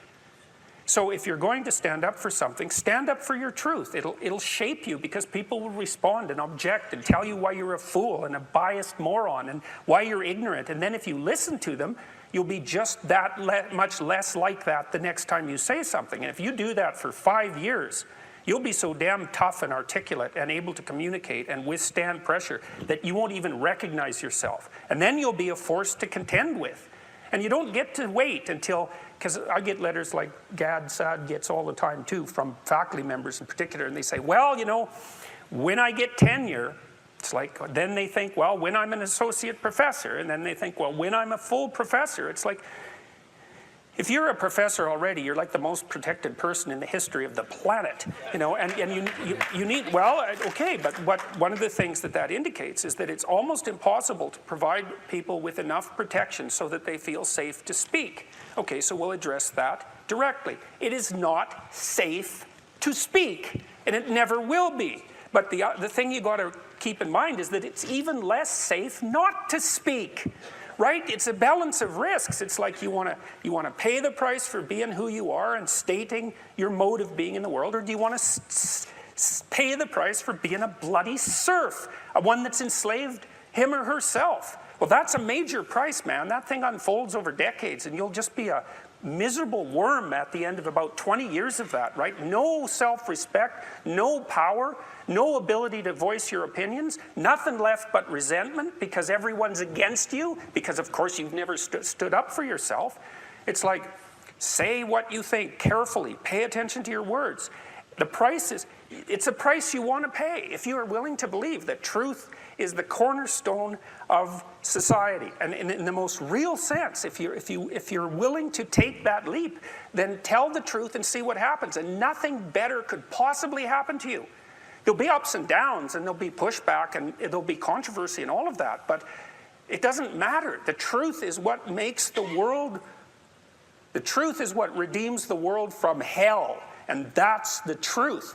And we saw plenty of hell over the last 100 years, you know, and we haven't learned a bloody thing from it. It's like, wake up, tell the truth, or at least don't lie. That's a start. And you got to understand that's a risk. But I have one more brief thing to say about that. So, you know, I said what I had to say back in September, and I'm sure that I could have done it better, and many people have told me how I could have done it better, although it didn't mean they would actually do it, but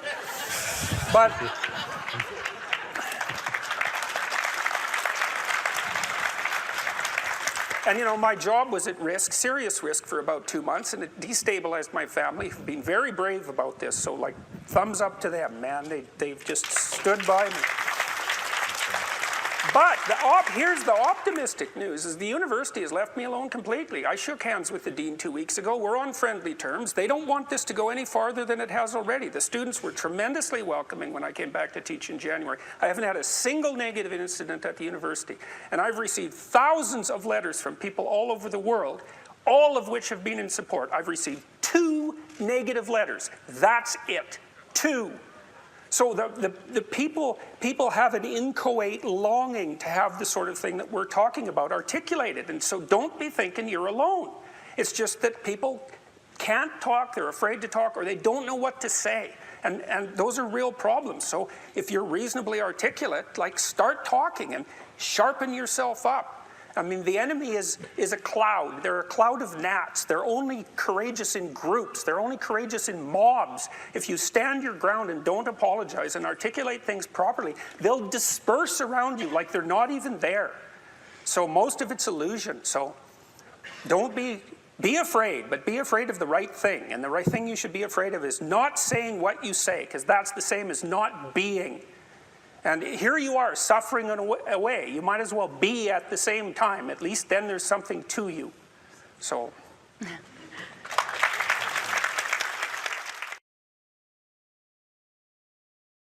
Now, this young man told me that his life lacked purpose and direction and meaning, and that he was nihilistic until he read Zen and the Art of Motorcycle Maintenance, which is a book I actually like quite a bit. I've read it 3 times at different decades of my life. And one of the things that's very interesting about that book is that it's an examination of the idea of quality, of the idea that there are qualitative distinctions between things, and that we have an instinct to make qualitative distinctions. And so a qualitative distinction is simply, this is better than that, which is a judgment. Okay, now what Ratzinger is hypothesizing is that the person in and of, you know how the modern idea is you're supposed to accept yourself. I think that's an insane idea, by the way. Really, I can't think of a more nihilistic idea than that you're already okay. It's like, no, you're not. And the reason you're not is because you could be way more than you are. And so what do you want to be? You want to be okay as you are?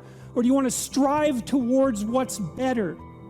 And this young man, this Australian, he said that the reason that Zen and the Art of Motorcycle Maintenance had such a impact on him was because he wasn't happy with his current mode of being, right? He didn't consider the manner in which he conducted himself sufficient.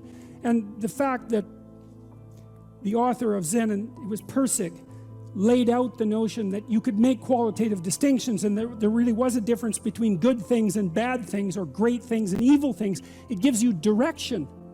It gives you the possibility of moving upward.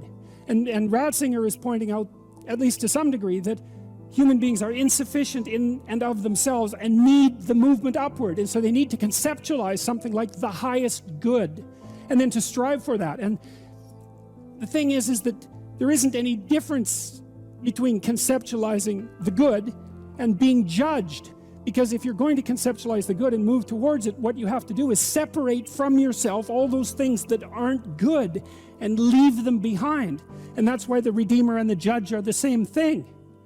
And one of the things that's really appalling, I think, about our modern world is that we're rejecting the notion of qualitative distinctions. You say, well, we don't want to hurt anybody's feelings by saying that one thing is better than another. It's like, okay, fair enough. It's not fun to be cast off with the damned, that's for sure.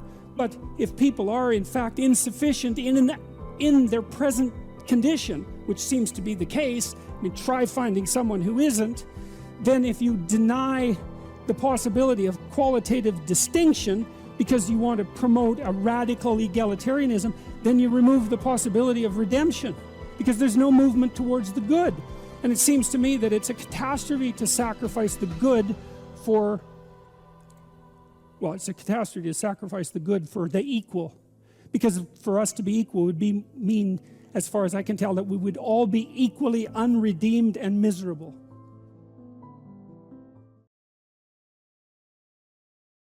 So you're at a particular stage right now, and that stage would involve a particular worldview and the behaviors that go along with that.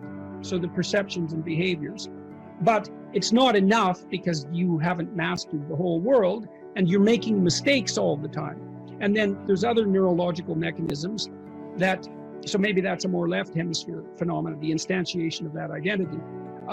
Then there's right hemisphere mechanisms that are tracking your errors and sort of and keeping track of them. And the errors are an indication that your theory is incomplete. So the errors accumulate and the information around the errors accumulate, and another identity starts to become formulated, and it solves all the problems your previous identity did, but also some additional ones. when you have an aha moment like that, it's the manifestation of that next identity that's making itself known. It's you know, because it's being built from the bottom up. It isn't explicit yet. And then you'll encounter an explicit statement. You mentioned a couple there, and they map onto that. And that's the aha. It's like, oh yes, that's what ties together these things that I've been wrestling with in the back of my mind. So that's an interesting thing. Well, so let's say you go over your past with a fine-tooth comb and you decide you're going to take responsibility for everything that you did that was wrong and everything that you failed to do that you could have done that was right. It's like, does that change the world? It's like, depends on how thoroughly you do it. You might say it changes the world like nothing else possibly can. And I think that that's actually right. You have to allow yourself a certain latitude for error. And that's a useful thing to know too. One of the things I tell people when they're trying to develop a vision for their life or an implementable plan is make a bad plan. Like, make the best one you can, but don't get obsessive about it. It's like, make a plan, implement it. You'll figure out when you implement it why it's stupid. Exactly. And then you can fix it a little bit.